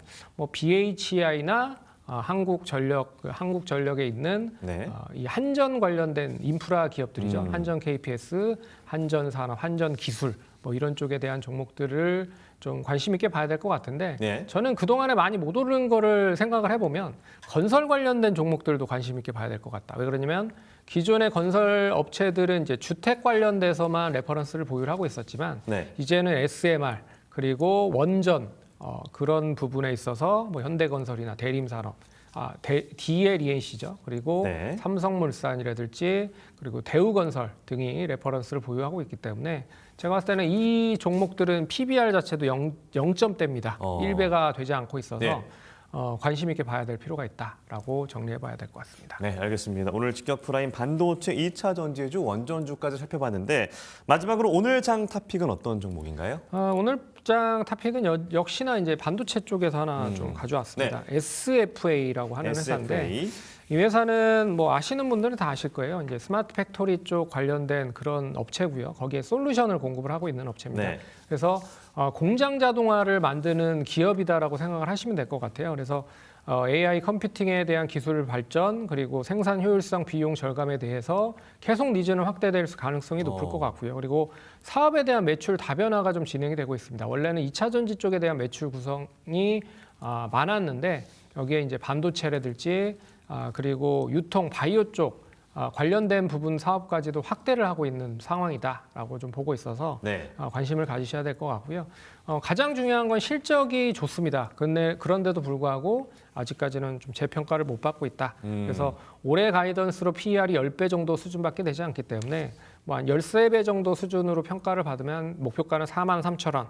그리고 PBR도 올해 가이던스로 0.98배 정도 수준밖에 되지 않는다. 근데 이런 종목이 반도체 관련된 기업 중에 몇 개 없다. 그런 점에서 관심 있게 보시면 좋을 것 같고요. 손절가는 29,500원 제시해 드리도록 하겠습니다. 네, 반도체 관련해서 SFA 목표가 43,000원, 손절가 29,500원 짚어주셨습니다. 지금까지 독립리서치 P&G 손창현 팀장과 함께했습니다. 고맙습니다.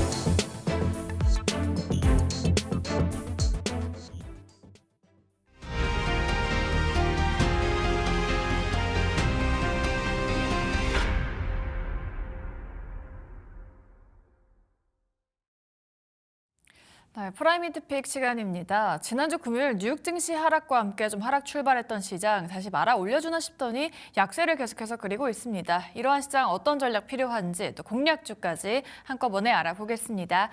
오늘도 딜사이트스 김진균 전문가와 함께합니다. 안녕하십니까? 안녕하세요.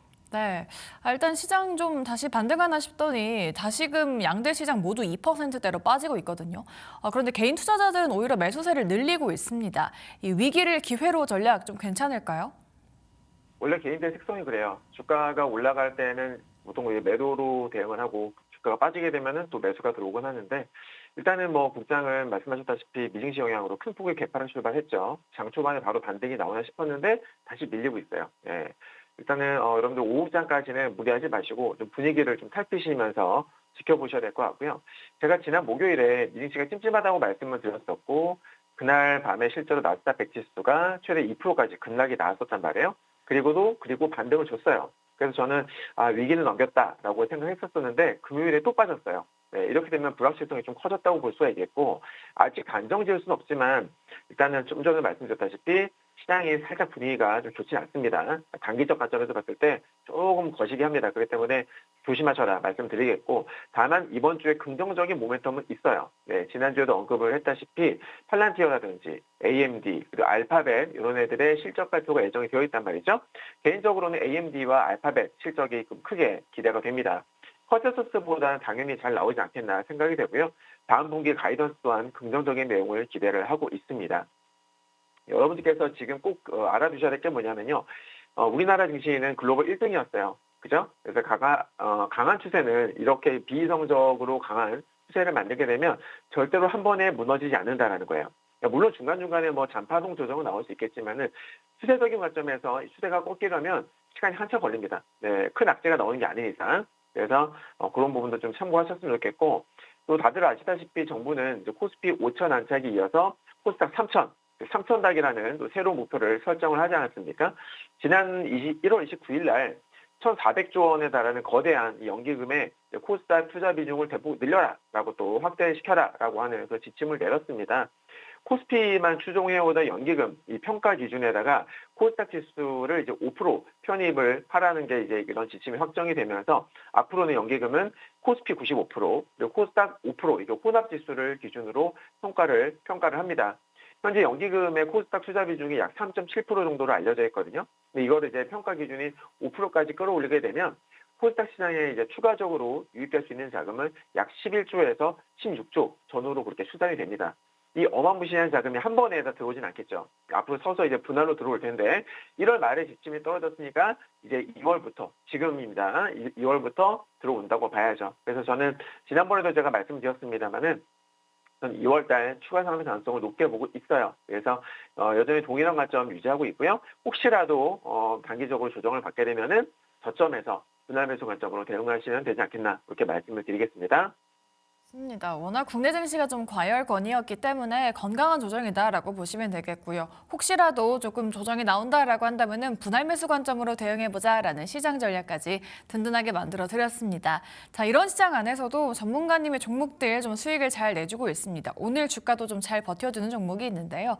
일단 지난주 금요일 저희 히트픽 종목은 바로 이 종목이었습니다. 칩스앤미디어였어요. 사실 오늘 시장 하락과 함께 약세를 보이긴 했는데 양봉으로 전환을 해주긴 했고요. 또 삼성전기 같은 경우에는 목표가 돌파했습니다. 동진세미캠도 지금 50% 넘는 수익을 내주고 있거든요.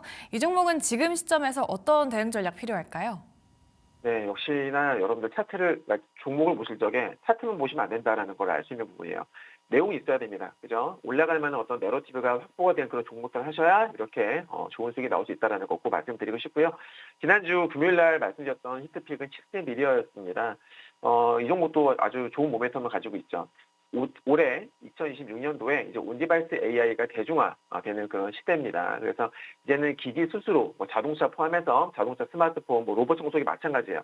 이제 기기 스스로 영상을 카메라 앞에 보여지는 이 영상을 판단을 하는 이 비디오 IP와 또 NPU 기술이 이 중요성이 점점 높아질 거다라고 제가 말씀을 드렸어요. 그래서 칩스앤미디어를 추천을 드렸고요. 칩스 같은 경우에는 이제 이 반도체 설계도를 판매를 하죠. 반도체 설계도를 판매를 해서 라이센스도 받고 또 거기에 따른 로열티 수익도 동시에 거두는 이런 강력한 비즈니스 모델을 갖추고 있기 때문에 전 세계 자동차라든지 뭐 이런 여러 가지 기기들이 여기에 이제 스마트 기기들이 여기에 칩스 앤 미디어의 설계가 탑재가 될수록 수익이 점점 쌓이는 그런 구조를 갖췄다라는 거예요. 그러니까 단순히 영상을 보여주는 어떤 그런 단계를 넘어서 이 AI가 사물을 직접 해석을 해야 되는 그런 환경 변화 속에서 이 코덱이라든지 NPU 기술을 모두 보유하고 있는 이런 점들은 시장 내 입지를 탄탄하게 해줄 수 있는 부분이다.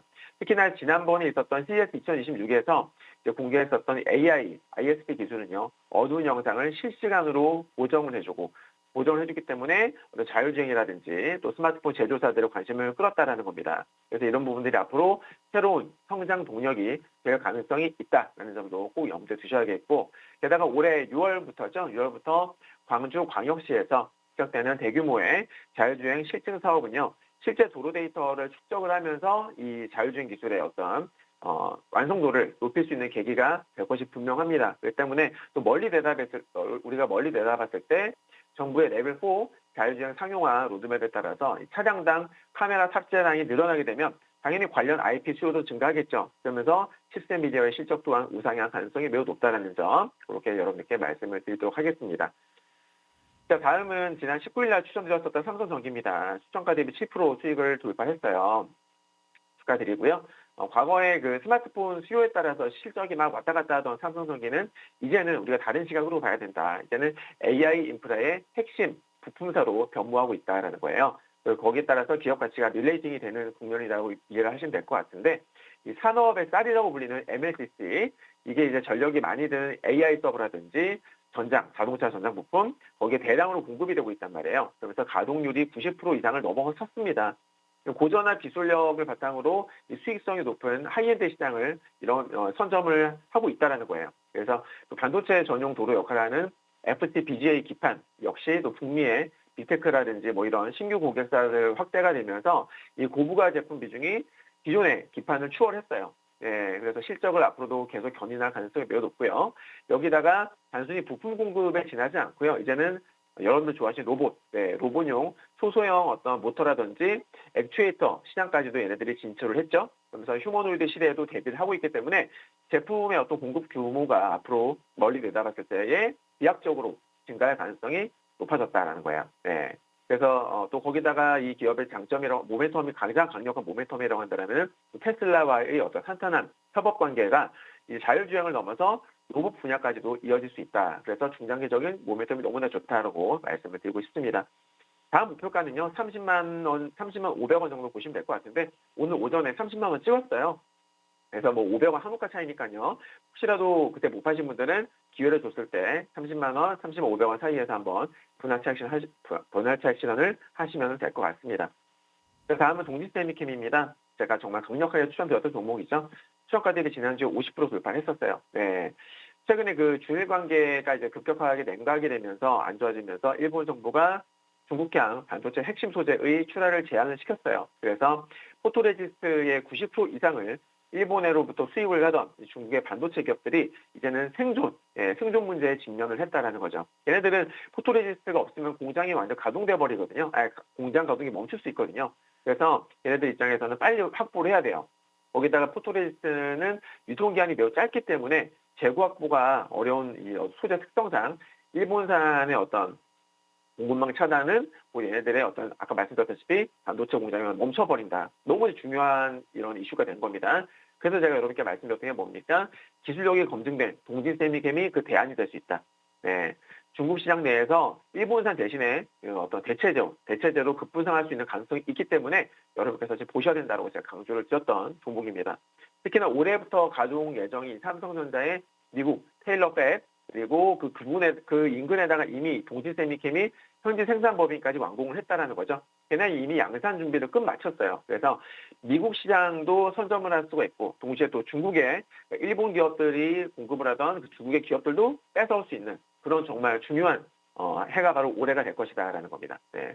그래서 결과적으로는 이 과거의 동진세미캠의 어떤 밸류에이션보다는 한 단계 더 높아지는 그런 시점이 바로 올해가 될 수 있다라고 보고 있고요. 지난번에도 말씀드렸다시피 다음 목표가는 64,500원 정도를 보시면 될 것 같습니다. 자, 이렇게 제가 히트픽주로 제시를 해드린 종목들은요, 정말 알맹이가 있어요. 단순히 차트만 보고 드리는 게 아닙니다.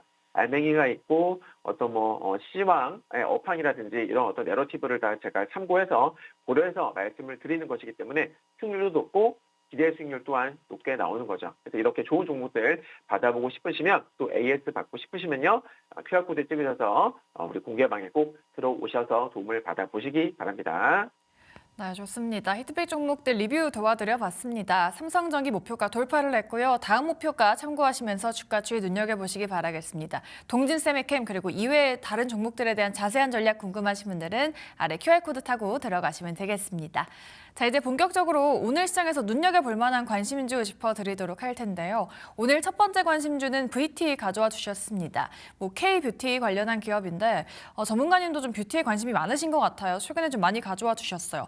VT는 사실 최근에 보니까 반년 동안 계속해서 밀리다가 좀 이제서야 좀 반등해주고 있는데 뭔가 악재가 있었던 건지 좀 저평가되어 있다라고 생각이 드는데 그렇다면 지금 봐야 될 만한 매력 포인트는 뭐다라고 봐야 될까요? 네, 이 VT 사실 개미들의 지옥입니다. 네, 지금 에코모께서 말씀하셨습니다만 거의 6개월에서 7개월 이상 계속 빠졌어요. 네. 한때는 정말 리더샷이 대박이 나면서 주가가 엄청 많이 올라갔잖아요. 그러다가 이렇게 급락을 했는데 이 부분에 대해서 좀 설명을 드려볼게요. 일단은 VT를 지금 당장 관심을 가지셔라기보다는 이번 달부터 서서히 좀 이제 관심권에 두실 필요가 있겠다라는 건데 화장품 시장이 이제 본질이 변했어요, 여러분. 예전에는 어떤 성분을 넣느냐가 이제 되게 중요한 포인트였다라면은 이제는 그 성분을 피부 속 어디까지 침투시키느냐가 핵심이 된 거죠. VT의 리들샷은요, 이 디바이스 없이 오직 제형만으로 이 침투율을 극대화시키는 어떤 그런 새로운 길을 열게 됐는데, 이 리들샷은 순도가 높은 어떤 미세 침 속에다가 피부 재생의 핵심인 이 시가 성분을 꽉 채워 담았고요. 그 미세 침들이 피부에 닿는 순간 표면에다가 정밀한 구멍을 내고 또 그 구멍을 통해 가지고 니들이 품고 있던 피부를 진정시키는 이 성분들을 깊숙이 방출을 하는 그런 구조거든요. 그러니까 유행이 지금 한참 지났죠, 사실은. 한참 지난 지금도요, 글로벌 자본이 이 마이크로니들 기술에 계속 주목을 하는 이유가 있어요. 그러니까 이게 바로 이제 한국 화장품의 어떤 기술적인 분기점이 됐기 때문입니다. 과거에는 피부과에서 미세바늘로 막 약물 흡수를 돕는 MPS라든지, 그러니까 마이크로니들 테라피 시스템 시술을 받았었어야 되는 건데, 이제는 매일 저녁에 정말 여러분들 댁에서 기초 단계에서 이거를 해결할 수 있게 된 겁니다. 특히나 리드샷 같은 경우에는 본인이 이제 원래 쓰던 다른 브랜드의 화장품 성능까지 끌어올려주는 필수 베이스가 되기도 했거든요. 그래서 경쟁자가 나타나도 밀려나지 않는 어떤 독보적인 포지셔닝을 유지하고 있다, 이렇게 이해를 하시면 돼요. 그런데 여기서 꼭 짚고 넘어가야 될 게 바로 뭐냐면 바로 실적입니다. 네. 작년 3분기 실적을 보게 되면요, 매출 총이익은 전분기 대비 큰 차이가 없었어요. 근데 영업이익이 급감을 했거든요. 그러니까 이게 뭘 의미하냐면 얘네가 장사는 잘했어요. 장사는 잘했는데 남는 게 없었다라는 거예요. 즉 물건을 만드는 공장 원가에는 문제가 없지만 달라진 게 없지만 기업을 운영하고 또 마케팅을 하는 데 쓰는 판관비라든지 즉 판매비와 관리비 지출이 폭발적으로 늘어났다는 거죠. 실제로 얘네가 작년 3분기 때에 미국이라든지 러시아 같은 어떤 신규 시장의 점유율을 높이기 위해서 광고를 엄청나게 했고요. 거기다가 아마존, 또 코스트코, 이점 수수료 같은 이런 비용들이 급증을 했거든요. 그러니까 즉 수익 구조가 망가진 게 아니에요. 네, 수익 구조가 망가져서 실적이 나빠졌던 게 아닙니다. 얘네들은 어떻게 보면 다음 단계 도약, 성장을 위한 투자를 감행했다라는 거거든요. 네. 성장이 없으면 주가는 결국 빠지게 돼 있어요. 근데 얘네들은 그렇게 성장을 하지, 그러니까 성장의 어떤 모멘텀이 떨어지기 전에 미리 투자를 한 겁니다. 그래서 여기서 중요한 건 뭐냐면 J커브. 네, 그러니까 초기에 막대한 비용을 투자를 해가지고 나중에 이게 가파르게 오르는 구조죠. J커브. 그래서 이 구조를 만들 수 있느냐 여부가 아주 중요한 관전 포인트가 되는 거예요. 만약에 얘네가 작년에 했었던 이 투자 덕분에 향후에 매출이 정말 폭발하게 된다면은 지금의 이 어떤 과매도권은 수렁이 아니라 도약을 위한 발판이자 또 절호의 매수 찬스가 될 수 있다는 거죠. 네. 앞으로 이제 4분기 실적 발표가 남았는데 그 실적이 상당히 중요합니다. 그러니까 VT의 지금 모습을 단순히 어떤 유행템 하나 잘 만드는 회사로 봐서는 안 되는 이유가 또 있는데 바로 자회사인 ENC를 인수를 해가지고 이 수직 계열화를 완성을 했다는 점이에요. 덕분에 제조 마진을 밖으로 뺏기지 않죠. 그래서 회사 이익으로 온전히 가져오면서 이익이 이제 급격하게 좋아졌습니다. 여기다가 또 제품의 질적인 변화도 눈에 띄는데 단순히 그 따끔한 그런 어떤 그런 제품을 넘어가지고 연어 정수에서 추출한 재생성분인 PDRN 예전에 제가 말씀드렸다시피 그 파마 리서치 기억하시죠? 똑같습니다. 걔네들도 PDRN을 결합해서 이 프리미엄 라인을 또 선보이고 있거든요. 그러니까 이런 고단가 제품들은요 소비자들에게 이제 홈케어의 어떤 하이엔드라는 어떤 인식을 심어준 동시에 또 얘네들의 수익성을 또 끌어올리는 핵심 동력이 될 수가 있는 거죠. 리드샷에 익숙해진 소비자들이 더 비싸고 좋은 제품으로 이제 옮겨가는 그런 업셀링 구조가 완벽하게 만들어질 수 있겠다라는 겁니다. 기대감이 좀 있어요. 마지막으로요. 여러분께서 보셨을 때 이 VT는 이제 글로벌 시장의 흐름을 보게 되면 얘네가 지금 아까도 말씀드렸다시피 점점 영토를 넓혀 나가고 있는 현재 진행형이에요. 북미 시장 같은 경우에는 여러분들 울타뷰티 좀 보셨죠, 그죠? 울타뷰티 1,400개 매장에도 입점을 했고요. 또 코스트코의 오프라인 납품도 본격화됐기 때문에 매출 비중이 이제 점점 올라가고 있어요. 거기다가 중국에서도 위생허가를 마쳤고 대형 플랫폼에 안착을 했습니다. 거시적으로 보더라도요. 지금처럼 이렇게 가성비를 중시하면서도 또 고효능을 원하는 이런 슬로우 에이징, 즉 노화를 천천히 늦춰주는 이런 트렌드가 대세지 않습니까? 그래서 정리해보면은 작년 3분기에 썼던 이 막대한 이 마케팅비는요. 미국 내 K뷰티 점유율을 장악하기 위한 어떤 전략적인 선택이었고 이 투자가 정말 실적으로 환산되는 시점이 아마 올해가 될 수 있지 않을까 그렇게 개인적으로 보고 있습니다. 네, 자 차트 한번 보실게요. 오늘 VT는 이제 시장이 조정을 받으면서 음봉이 나오고 있는데, 자, A와 B 추세선을 보시게 되면은 지난주에 돌파를 했어요. 근데 돌파를 하긴 했는데 이게 장대 양봉으로 돌파한 게 아니에요. 그죠? 부지형 캔들로 살짝 걸터앉은 그런 모습이었단 말이에요. 그래서 좀 어설프죠? 그래서 여러분께서 보셔야 될 건 뭐냐면 A와 B, 지금 물리시분들 잘 보세요. A와 B에 안착을 해야 됩니다, 일단. 네, 오늘 조정받고 있는데 지수가 조정이 나왔음에도 불구하고 이 A와 B를 크게 깨지 않으면서 아래꼬리를 달아주면서 안착을 하게 될 경우에는 C 돌파도 노려볼 수 있겠고요. 정말 중계 관점에서는 D까지도 볼 수 있지 않을까. 참고로 이 지금 VT 같은 경우에는 12개월 선행 PR이요. 지금 10배가 살짝 안 되거든요. 10배 정도 될 거야 아마. 10배가 살짝 안 되던지 아마 할 텐데 다른 그 화장품주들에 비해서 솔직히 저평가 구간이기도 합니다. 네, 그래서 작년에 썼던 어떤 투자 비용들이 얘네들이 정말 앞으로 그 정말 실적에 기여를 하게 된다면은 얘네들은 엄청난 저평가 구간으로 볼 수가 있는 거죠. 네, 여기까지 말씀드릴게요. 좋습니다. 이런 기업까지 재평가가 가능하다. 멀티플에 대해서 조금 더 밸류에이션 높게 쳐줄 수 있겠다라는 그런 매력 포인트들 짚어주셨습니다. VT는 앞으로의 주가 흐름 잘 기대해 보도록 하겠고요. 저희 두 번째 관심주는 또 반도체 러버 전문가님의 또 다른 또 반도체 종목입니다. 오늘은 유니셈 가져와 주셨는데 유니셈이 이제 최근에 고점 트라이를 하다가 오늘 시장이 밀리면서 한 10% 정도 밀리고 있긴 하거든요. 이거 걱정 안 해도 된다라고 볼 만한 그런 투자 포인트 뭐가 있을까요? 예, 유니셈 오늘 7% 이상 지금 급락이 나오고 있어요. 반도체 관련주들 전체적으로 다 빠지고 있는데, 자, 반도체 공정이 제가 이거는 방송에서 정말 수차례 말씀드렸던 거예요. 반도체 공정이 미세화될수록 발생하는 어떤 기하급수적인 열과 또 더 치명적으로 변하는 유해가스가 있는데, 이런 것들을 제어를 해주는 칠러와 또 스크러버라는 장비는 요즘 반도체 시장에 있어서 이 수요를 결정짓는 핵심 장비로 대접을 받고 있다는 거예요. 특히나 올해 같은 경우에는 삼성전자의 평택 캠퍼스 네 번째 생산 라인이죠. 평택 P4 투자와 또 SK하이닉스의 청주 M15X 가동이 맞물리면서 이 유니셈의 장비들은요.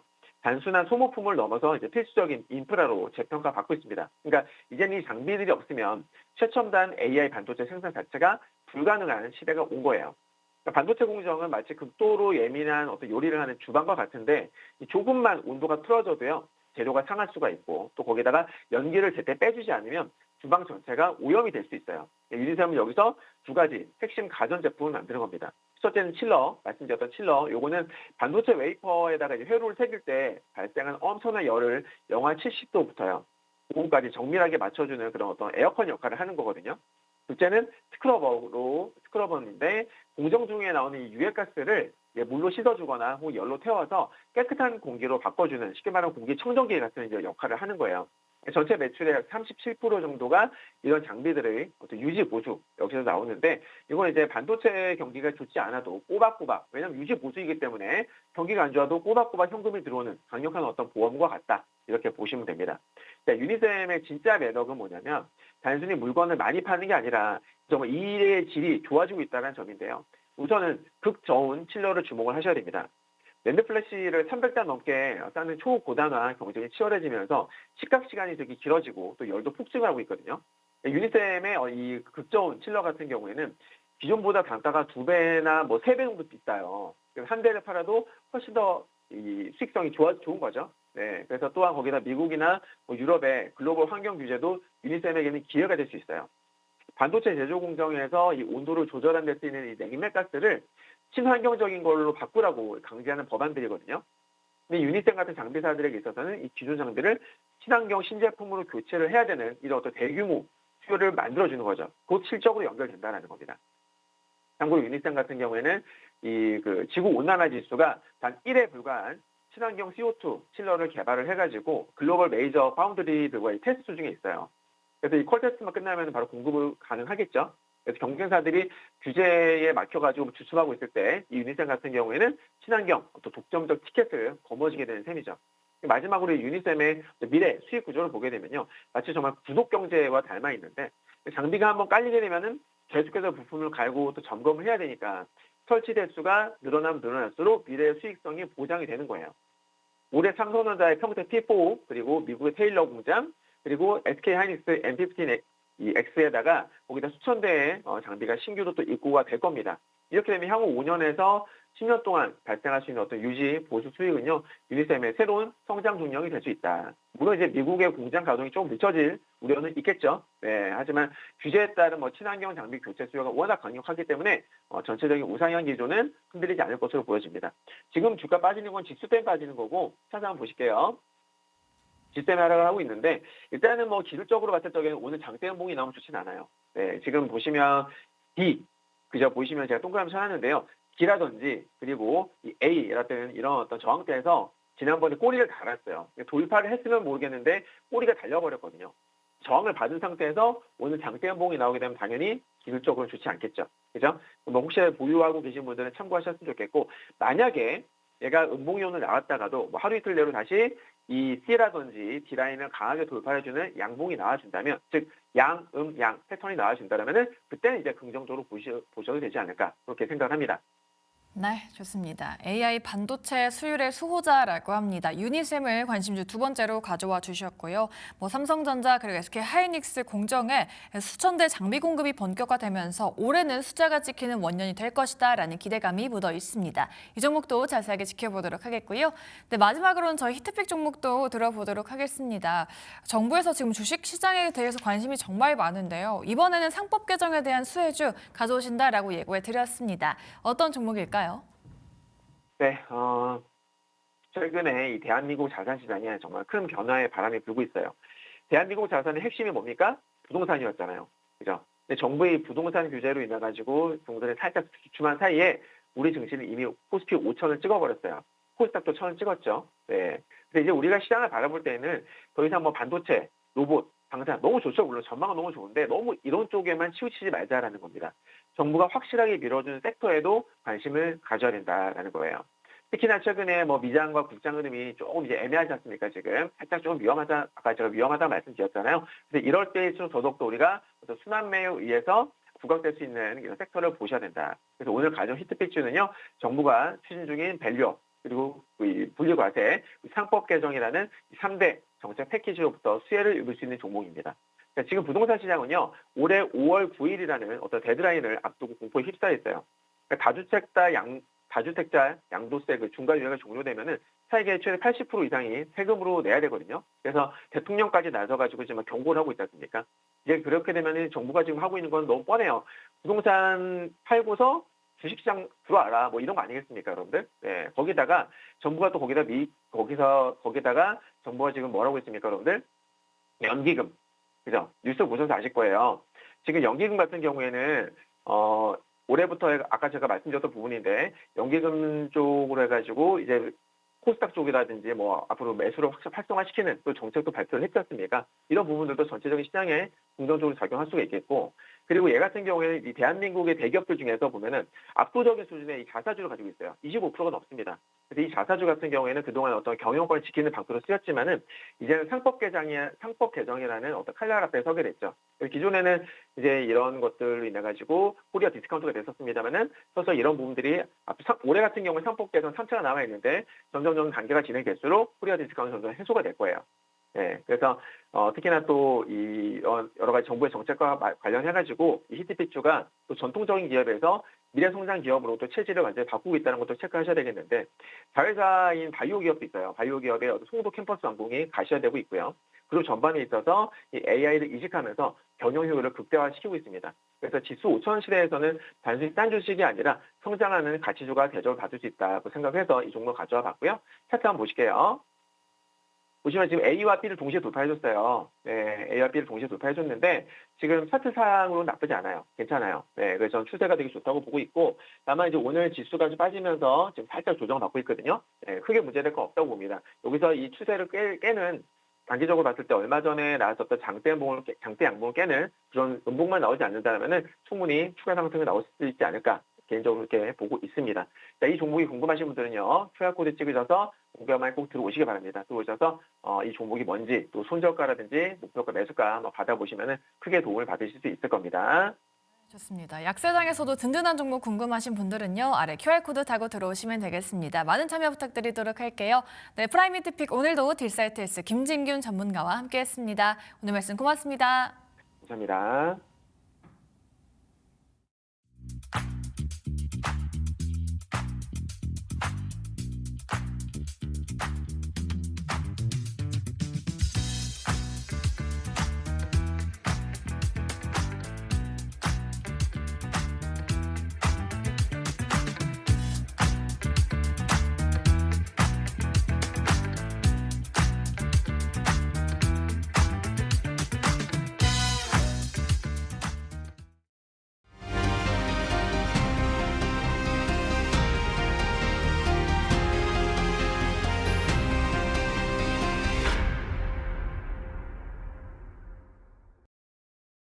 네, 3년만 버티면 최대 40% 세액 공제를 해준다. 손실이 나도 국가가 우선적으로 손실을 막아준다라는 내용들.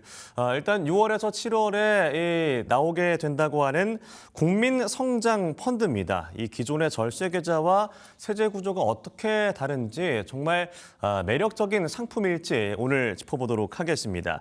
오늘 이 시간 세금과 삶의 전정일 변호사와 함께 알아보도록 하겠습니다. 안녕하십니까? 예, 입니까? 네, 최근 국민성장펀드에 대한 뉴스들이 많이 나오고 있어서 어떤 펀드인가 궁금한 분들 많으실 것 같아요. 여러 가지 장점들이 부각이 되고 있어서 먼저 어떤 상품인지 간략하게 소개 부탁드리겠습니다. 네, 말 그대로 국민 성장하게 하는 펀드로 보시면 될 것 같고요. 네. 일단은 두 가지 측면에서 좀 더 그동안 보지 못했던 그런 프리미엄 티켓으로 보면 되겠습니다. 일단 세금적인 측면에서 완벽한 절세의 어떤 이점을 주고 있고요. 그다음에 투자에 있어서 어떤 펀드 같은 경우는 원래 손실이 어느 정도 손실에 대한 어떤 부담이 있는데 그 손실에 대해서도 일정 부분에 대해서 정부가 보충적으로 그것을 감내하기 때문에 어쨌든 그 세금에 대한 안정적인 수익을 이미 확보하고 그다음에 네. 투자에 대한 어떤 리스크를 해지하는 그런 완벽한 프리미엄 티켓 이렇게 보시면 될 것 같습니다. 네. 일단 뭐 국가가 주도해서 AI, 반도체, 뭐 2차 전지, 친환경 여러 가지 사업에 대규모 자금을 유입할 수 있게끔 하는 펀드다라고 이해하면 좋을 것 같기도 한데 정부 주도로 이 장기 투자 상품이 출시된 이유라고 하면 어떻게 볼 수 있을까요?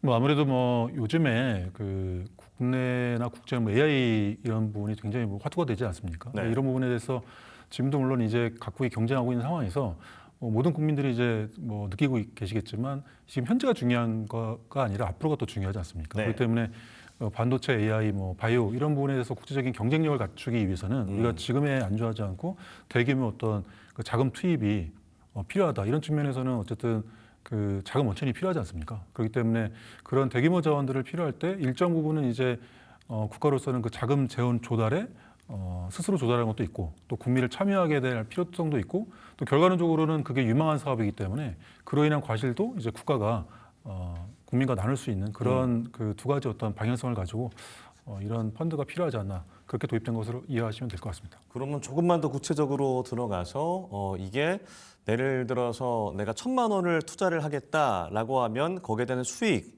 그리고 만약에 손실이 날 수도 있는 부분이고 그런 부분은 어떻게 좀 보장이 된다고 보면 되는 거예요? 일단 1,000만 원은 좀 작고요. 보통 이제 3,000만 원 정도를 많이 얘기하시는데 왜냐하면 제가 만약에 3,000만 원에 투자한다 그러면 기본적으로 원래 투자하는 것 자체로 최대 40%를 소득공제를 해줍니다. 그러니까 네. 어떻게 되냐면은 예를 들어 3,000만 원에서 40%는 이제 1,200만 원이지 않습니까? 네. 근데 예를 들어서 1,200만 원인데 자기가 소득 구간에 따라서 세율이 사람마다 다르는데 예를 들어서 보통 이제 5천만 원에서 8,800만 원의 구간에 있는 분들은 24% 정도 이제 소득세율을 부담하는데 그러면은 그 1,200만 원에서 그걸 곱하면 얼추 300만 원 정도 됩니다. 네. 그래서 저희가 연말정산할 때 바로 이제 300만 원을 이제 환급해 주는 그러니까 자기가 3천만 원 내면 바로 이제 확정 수익이 10%가 되는 것이고요. 그리고 나서 3천만 원에 대해서는 보통 자기가 이제 펀드에 투자했을 경우에는 잘 되면 좋지만 네. 만약에 또 잘못 운영될 수 있지 않습니까? 그러면 거기서 원금 손실이 볼 수도 있는데 이 상품 같은 경우는 기본적으로 지금 설계된 내용대로 하면 20%까지는 국가가 먼저 원금 손실을 감내합니다. 그렇기 때문에 전체 파이에서 20%까지는 설사 그게 손실이 보더라도 우리 투자자 입장에서는 네. 원금 손실을 보지 않는 그런 또 어떻게 안전장치가 되어 있는 아주 좋은 상품으로 보시면 될 것 같습니다. 그러니까 국가가 만약에 손실이 난다고 해도 국가가 먼저 20%는 손실을 먼저 떠안게 되고 그 이후에 손실은 이제 개인 투자자들이 그렇죠. 물게 된다라고 보면 될 것 같은데 최근에 뭐 ISA 계좌라든가 이런 것들과도 좀 비교가 되는 것 같아요. 어떤 차이가 있다고 보면 될까요? 일단 뭐 IS 계좌는 이제 맞는 통장이라고 해서 일단은 그거를 마련을 해서 거기서 이제 3년 동안 자금을 운영하면 이제 그 동안은 이제 그 이익에 대해서 과세를 하지 않고 그다음에 그 이익 나는 부분에서 나중에 그 해지할 경우에 비과세 뭐 200만 원, 400만 원 그 소득 구간에 따라 달라지는데 네. 그 나머지 부분에 대해서는 9.9% 이제 분리과세를 이제 종결을 합니다. 근데 이제 예. 이 ISA도 기본적으로는 투자 단계에서는 혜택을 주지 않습니다. 개인이 알아 투자하는 거기 때문에 그리고 나서 또 하나 지금 제가 말씀드렸듯이 이익이 나야지 세제 혜택을 받는 거거든요. 네. 근데 만약에 자기가 투자를 했는데 투자 손실을 볼 수 있잖아요. 그러면 그거에 대해서 방어 장치가 없는 거죠. 네. 그런데 이제 국민 그 성장 펀드 같은 경우는 그 투자금 자체에 대해서 10% 정도의 확정적인 어떤 세금 환급을 통해서 이익을 부여하고 그리고 일정 부분 그 투자 손실에 대해서 국가가 그것을 감내해주기 때문에 상품이 약간 다르죠. 네. 그러면 국민성장펀드는 말씀하신 대로 이 3천만 원대 구간에서 최대 40%의 세액 공제를 해준다. 만약에 뭐 1억, 2억까지가 뭐 제한이라고 들었는데 그게 맞는 말인가요? 일단 절세 계좌도 마찬가지고 국민성장펀드도 일단 캡이 있습니다. 그래서 예를 들어서 좀 전에 말씀드린 IS 같은 경우는 그 한 해 이제 그 자기가 맥스로 넣을 수 있는 금액들이 있고요. 이 같은 경우도 자기가 이제 2억까지는 이제 들어갈 수 있습니다. 한 해. 그런데 이제 지금 현재 소득공제가 7천만 원까지, 최대 1,800만 원까지 이제 그 소득공제를 받게 했는데 그 중에서 가장 높은 구간이 3천만 원까지는 40%입니다. 그래서 5천만 원, 7천만 원 이 단계는 좀 약간 눈이 낮아지고요. 그래서 네. 3천만 원이 아마 절세의 어떤 관점에서는 가장 혜택을 많이 받는 구간으로 보시면 될 것 같습니다. 네. 그렇다면 뭐 이 세금 계산이 조금 달라지는 이거 어떻게 보면 크게 이득을 볼 수 있는 그런 펀드인 것 같아서 실제 과세 방식이 기존의 어떤 절세 계좌들 여러 가지 있는데 어떤 차이가 있다고 보면 될까요? 기본적으로 기존에 있던 절세 계좌라고 하는 것은 ISA 계좌랑 아니면 연금저축 이런 게 있습니다. 물론 이제 연금저축도 세액공제라는 부분이 있는데요. 이건 약간 복잡한 부분인데 결론적으로는 그 운영 단계에서는 세금을 부과하지 않고 그 과실을 이제 만기에서 과실을 받을 때 네. 저율의 분리과세한다는 그런 체계는 같습니다. 같으나 기본적으로 투자 원금에 대해서는 개인이 책임지게 돼 있고, 그거에 대해서 세제 혜택이 없고, 그다음에 투자 결과에 대해서도 마찬가지로 개인이 책임지게 돼 있습니다. 다만 이익을 봤을 경우에 세제적인 혜택을 주는 거거든요. 결과에 대해서.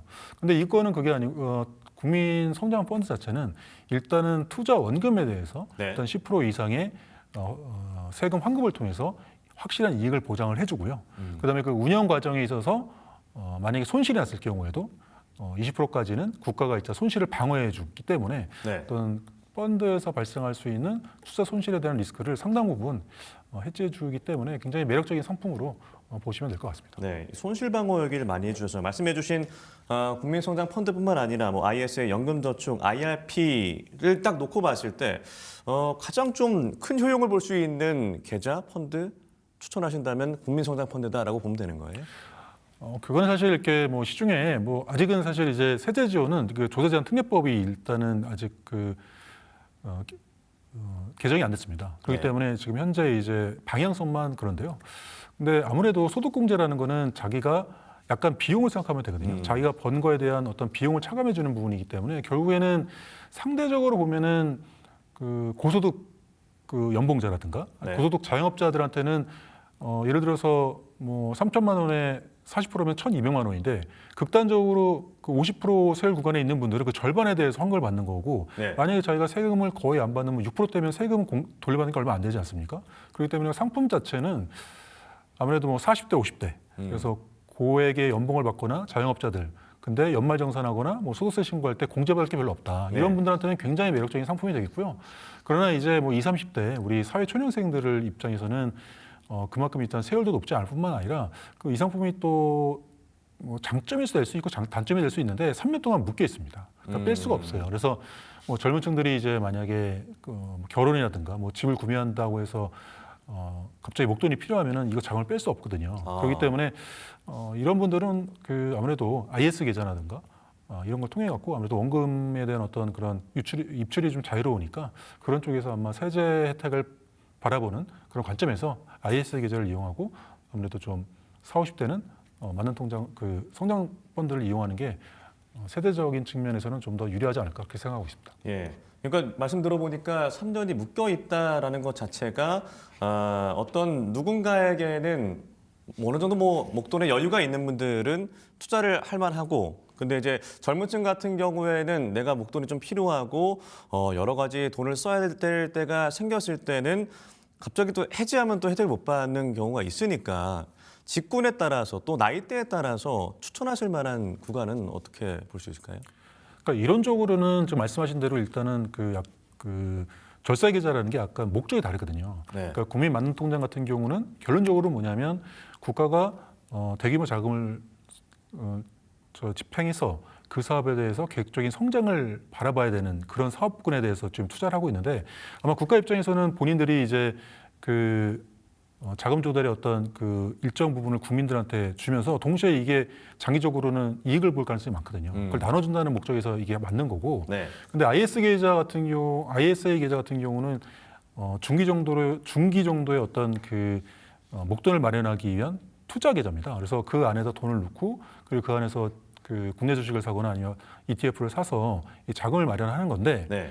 그리고 또 지금 연금 계좌에서 연금저축이라든가 아니면 개인 퇴직연금 같은 경우는 55세 이후에 퇴직연금을 좀 마련하기 위한, 퇴직자금을 마련하기 위한 그런 목적이 있는 거거든요. 그렇기 때문에 그 목적에 따라서 이제 그 운영을 할 필요가 있기 때문에 기본적으로 일단은 그 소득 구간이 높고 단기 목돈이 필요 없는 부분에서는 당연히 이제 국민성장펀드가 유리하고요.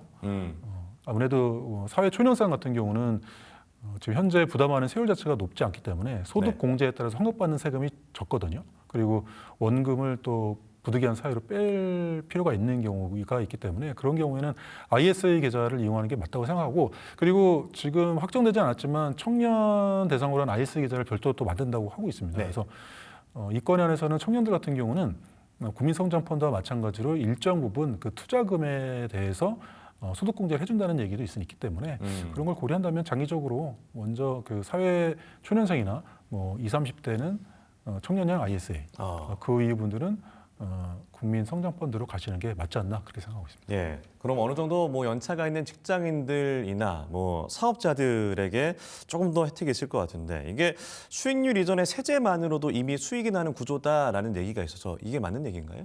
그렇죠. 뭐 아까 전에 제가 그 예를 들었는데 기본적으로 3천만 원 구간까지는 40% 소득 네. 공제해 주기 때문에 3천만 원에 대해서는 1,200만 원에 대해서는 자기가 번 소득에서 빼주는 거거든요. 그렇기 때문에 그 1,200에 대해서 자기가 아까 말씀드렸듯이 5천만 원에서 8,800만 원 그 구간의 소득세율이 24%인데 1,200 곱하기 24% 하면 얼추 한 317만 원 정도가 나옵니다. 네. 그거를 연말에 환급을 받는 거거든요. 그렇기 때문에 이걸 안 할 이유가 없는 거죠, 사실.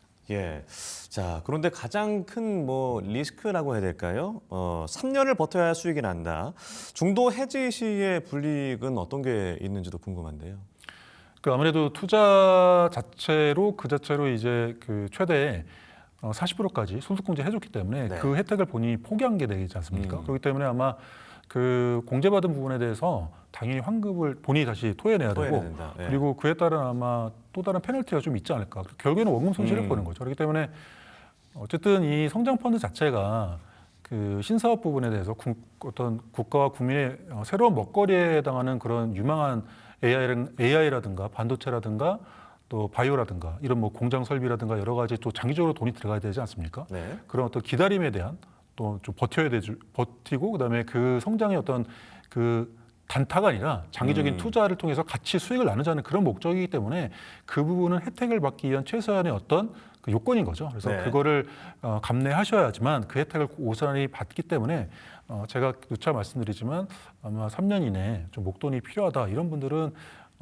국민성장펀드보다는 ISA 계좌를 통해서 하시는 게 맞다 그런 생각이 듭니다. 네, 이게 어떻게 보면 국가가 어떻게 투자금을 좀 투자금 유용을 통해서 다른 어떤 유망한 사업들의 성장을 돕는 그런 구조로 이해할 수 있겠는데 사실 이게 작년도 그렇고 올해 초까지 우리 증시 참 좋았잖아요. 이렇게 계속해서 성장한다면 당연히 들어가야 될 것도 맞지만 이게 우리가 시장을 늘 예측할 수 없기 때문에 변동성이 있는 장세나 뭐 하락장이나 경기 침체가 다가왔을 때의 어떤 리스크는 어떻게 봐야 될지 이 점 궁금할 것 같아요. 이제 가장 슬픈 일은 이제 그 원금 손실이 20%를 넘을 경우에 네. 그 원금 손실이 되는데요. 근데 제 개인적으로는 지금 그 옛날에 그 정책펀드와 다르게 지금 현재 국민성장펀드가 지향하는 사업들 자체가 굉장히 유망한 사업들입니다. 그래서 반도체, AI, 그 바이오 등 이런 그 유망 사업이고 네. 개별적인 투자에 있어도 굉장히 우리 국내 증시가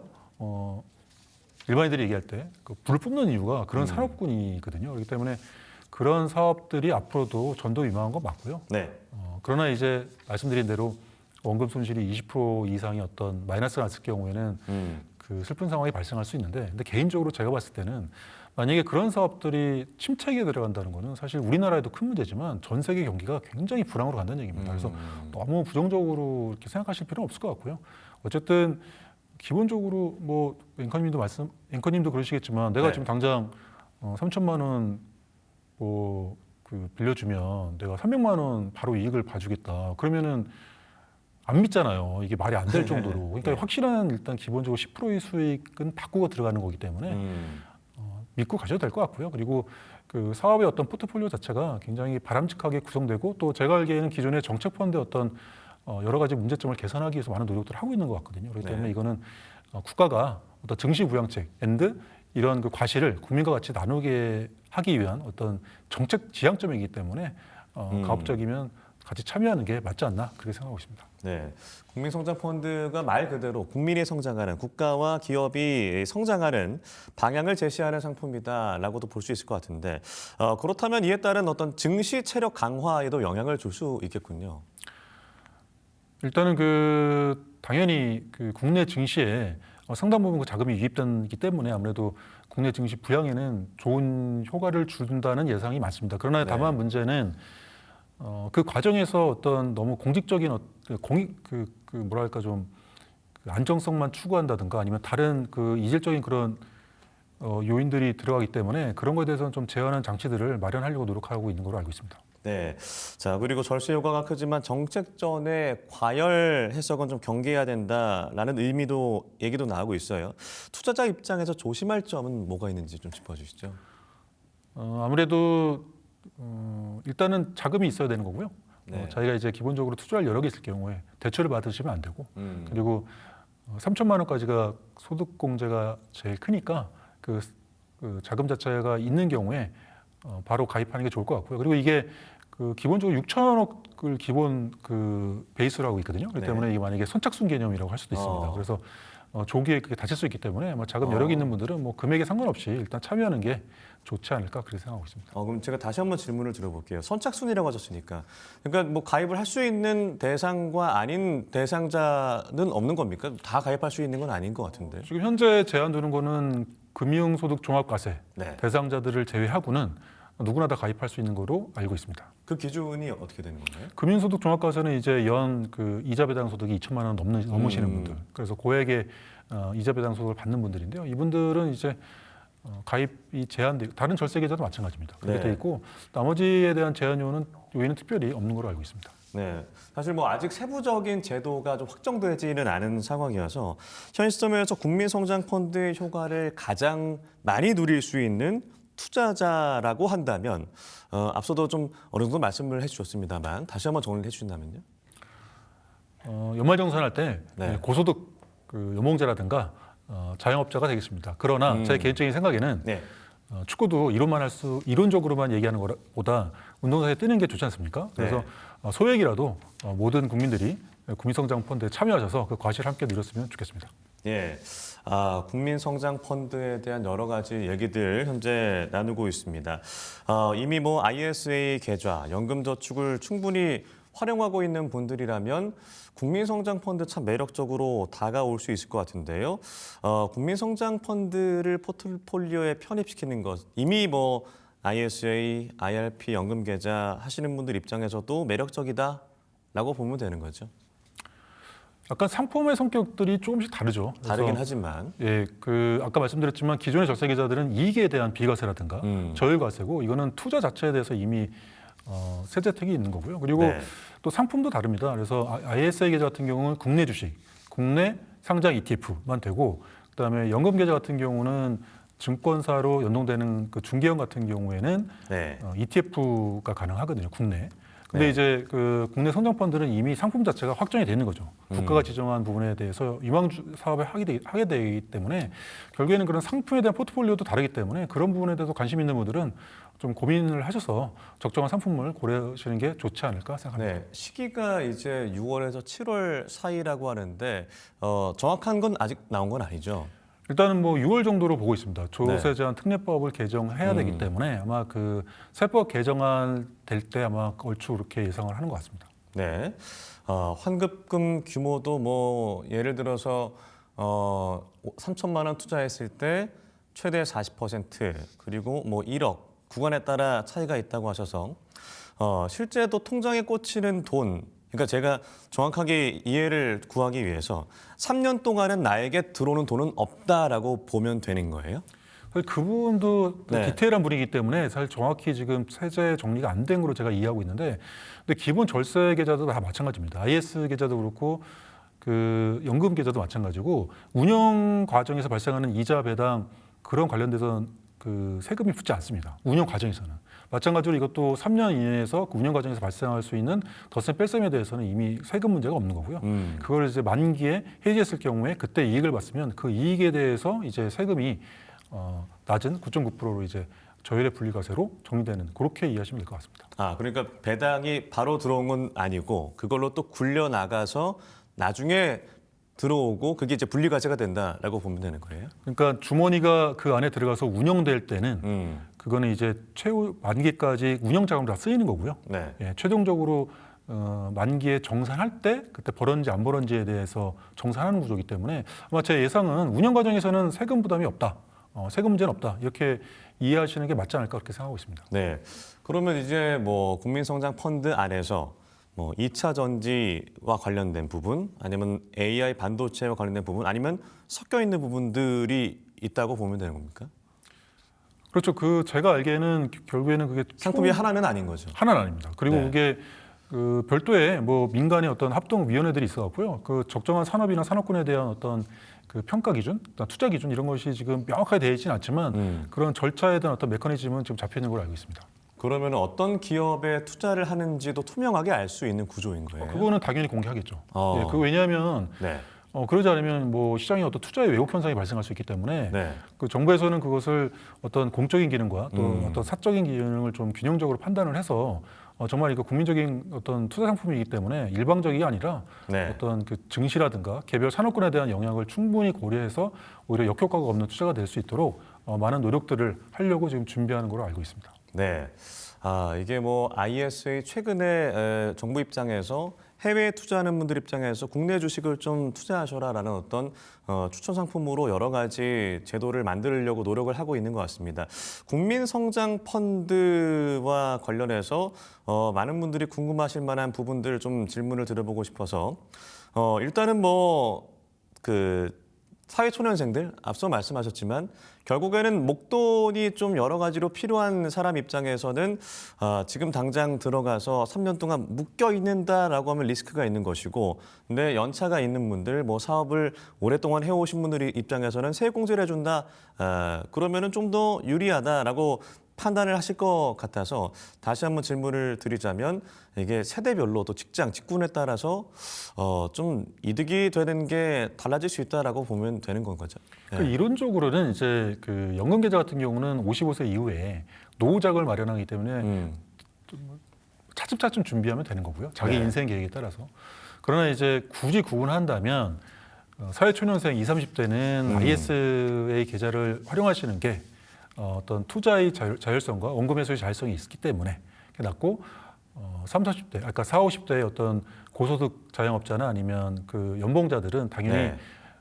국민 성장 펀드가 낫다라는 말씀을 원론적으로는 드리고 아마 많은 유튜브나 기사들이 그렇게 얘기할 겁니다. 그러나 제 네. 개인적인 생각에는 예를 들어서 내가 얼마까지 꼭 이렇게 IS 계좌도 1년에 2천만까지 채울 수 있지 않습니까? 네. 2천만 원에 채운 다음에 국민 성장 펀드 넘어가야 돼 이렇게 생각하실 게 아니고 각 제도의 어떤 장단이 있기 때문에 모두 다 참여해 보시는 게 아마 장단점을 스스로 느끼는 게 효능감을 느껴야지 거기에 대해서 추가적인 어떤 그 선택지가 있는 거고 네. 그리고 지금 이 3천만 원을 예를 들면 한꺼번에 내는 게 아니거든요.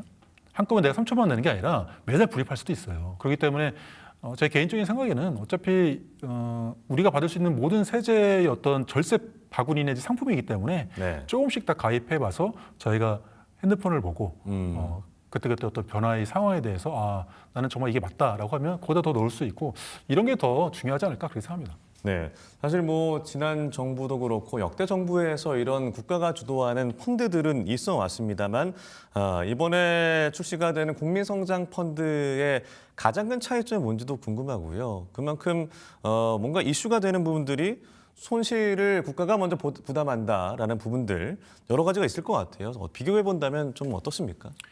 사실 뭐 그분은 제가 전문가는 아니고 네. 사람마다 갑론을박이 있을 것 같은데 제가 볼 때 가장 큰 차이는 종전에 있었던 어떤 그 국가 정책 펀드 같은 경우는 그 정부가 강조하는 사업에 대해서 찍고 들어간 거예요. 제한적으로요? 그렇죠. 예. 뭐 녹색이라든가 뉴딜이라든가 뭐 이런. 그러나 이제 그런 사업들이 과연 그러면 성공 가능성, 성장 가능성, 과연 그런 투자가 필요하냐? 이건 어떻게 보면 정책의 어떤 정책적인 관점이지 어떤 경제성에 대한 관점하고는 약간 맞을 수도 있고 안 맞을 수도 있거든요. 그러나 네. 이 국민성장 펀드는 기본적으로 국민들한테 내가 지금 가장 중요한 우리의 국민의 먹거리, 국가의 먹거리인 신성장 동력 사업인 AI, 반도체, 바이오에 투자하겠다. 같이 투자합시다. 이렇게 얘기했을 경우에는 공감대 형성돼 있잖아요. 네. 그 자체로 일단은 사업권 자체가 되게 검증돼 있는 거고 그리고 그런 얘기들이 우리나라만 국한된 게 아니고 전 세계 모든 국가들이 다 국가가 주도적으로 정부 보조금을 활용해서 굉장히 투자를 많이 하고 있거든요. 근데 그만큼 이제 성장 가능성과 수익 가능성이 많다는 거거든요. 그런데 이거는 국가만 하는 게 아니고 이런 성장의 과실을 국민들과 나누겠다. 그런데 직접적으로 투자할 때부터 세제 혜택을 주고 운영 이후에도 세제 혜택을 주겠다. 이렇게 지금 얘기하는 어떤 정책을 뒷받침하는 프리미엄 티켓이고 일정 부분 공감대가 형성된 거기 때문에 이걸 마다할 이유는 없다. 그렇게 생각하고 있습니다. 얘기 들을수록 사실 좀 설득이 되고 굉장히 매력적인 펀드다라는 생각이 들어서 이게 장기적으로 봤을 때 우리 산업이 성장하는 것들을 직접 투자해서 나중에 수익을 나눈다라는 개념이라면 너무나 좋지만 저희가 뭐 그동안 우리 경제의 어떤 사이클도 있을 것이고요. 그리고 장기적으로 좀 하락하는 국면들도 많이 보셨던 국민들 입장에서 세계적인 경기 침체가 왔을 때는 이게 어떻게 되는 것인가? 국가가 아무리 20% 손실 보장을 해준다고 손실을 막아준다고 해도 그런 시장의 흐름들이 돌아갔을 때는 내가 어떻게 대처를 해야 될 것인가? 이미 가입하신 분들 입장에서 그 부분은 좀 어떻게 보세요? 사실 뭐 가입한 상황에서는 뭐 특별히 그 본인이 직접 운영하는 게 아니니까 사실 그런 해지하지 않는 그렇죠. 그건 입장에서는. 없는데 네. 근데 뭐 전체적인 제가 그 말씀 중에 이제 말씀드렸지만 기본적으로 이게 어떤 그 정책 자금이 반영이 되고 일부 들어가고 그다음에 네. 어떤 그게 공공의 어떤 마중물이 되는 것이고 그다음에 일정 부분은 이제 국민들이 돈이 들어가는 거 아닙니까? 네. 그렇기 때문에 어떻게 보면 공적인 측면과 사익적인 측면이 약간 좋게 말하면 같이 협업하는 거고 안 좋게 말하면 갈등을 일으킬 수 있거든요. 그렇기 때문에 정부에서는 이런 어떤 투자라든가 그런 성과에 대한 분석을 가장 투명하게 해야 될 것 같고요. 그리고 말씀하신 대로 그 국민들이 이 성장 펀드에 들어가는 것은 단순히 채권자라 들어가는 게 아니라 네. 또 주주로서 들어가는 거랑 마찬가지거든요. 그렇기 때문에 과정과 결과에 대해서 끊임없이 공개하고 그리고 그런 선택지에 대해서 내가 어디 투자해서 어떤 성과를 냈다는 거에 대해서도 투명하게 진행을 해서 그런 과정과 결과에 대한 공감대를 형성하게 하는 그런 노력들이 중요하다고 보여지고요. 또 결국에는 선택도 개인이 선택한 거 아닙니까? 네. 또 잘 되게끔 또 국민들은 또 응원해 주시면 좋지 않을까 그렇게 생각하고 있습니다. 네, 그러니까 우리가 주도할 수 있는 어떤 뭐 반도체, AI, 여러 가지 뭐 친환경, 2차 전지 이런 산업들 기업들이 그만큼 투자금을 많이 받고 또 성장하고 실적으로도 연결되고 그걸 또 나눠서 가질 수 있는 어떤 상품이다라고 보면 될 것 같아서 저희가 여러 가지 긍정적인 전망 또 우려는 없는지 이야기를 나눠봤는데요. 그럼 마지막으로 전문가의 관점에서 국민성장펀드를 활용할 때 가장 중요한 전략 포인트 그리고 출시 전에 아직 시간이 좀 남아 있으니까요. 투자자들이 어떤 점을 좀 주목하면 좋을지 여유 있게 좀 정리를 해주시죠.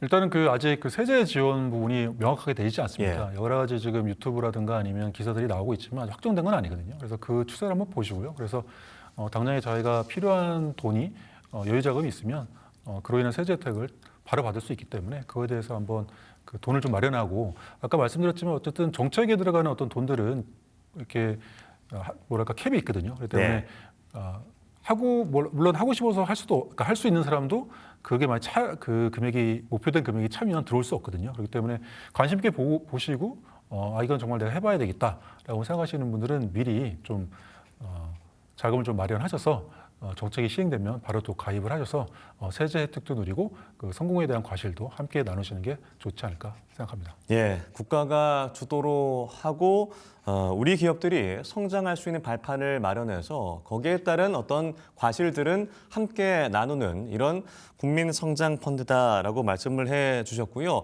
많은 분들이 아직 이제 출시가 되기까지 시간이 한 4, 5개월 남았기 때문에 이 부분들 주목하시면서 나중에 투자를 하시면 될 것 같습니다.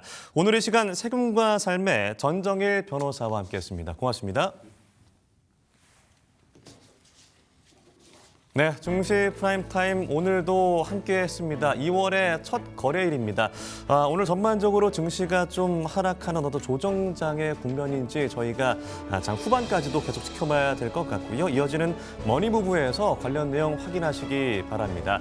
눈이 많이 내렸고 교통에 어떤 정체도 있었을 거고요. 하지만 지금 눈이 그쳤기 때문에 퇴근하시기에 이동하시기에 큰 어려움은 없을 것 같습니다. 오늘도 건강한 투자하시길 바라겠습니다. 증시 프라임타임 마칩니다. 함께해 주신 여러분 고맙습니다.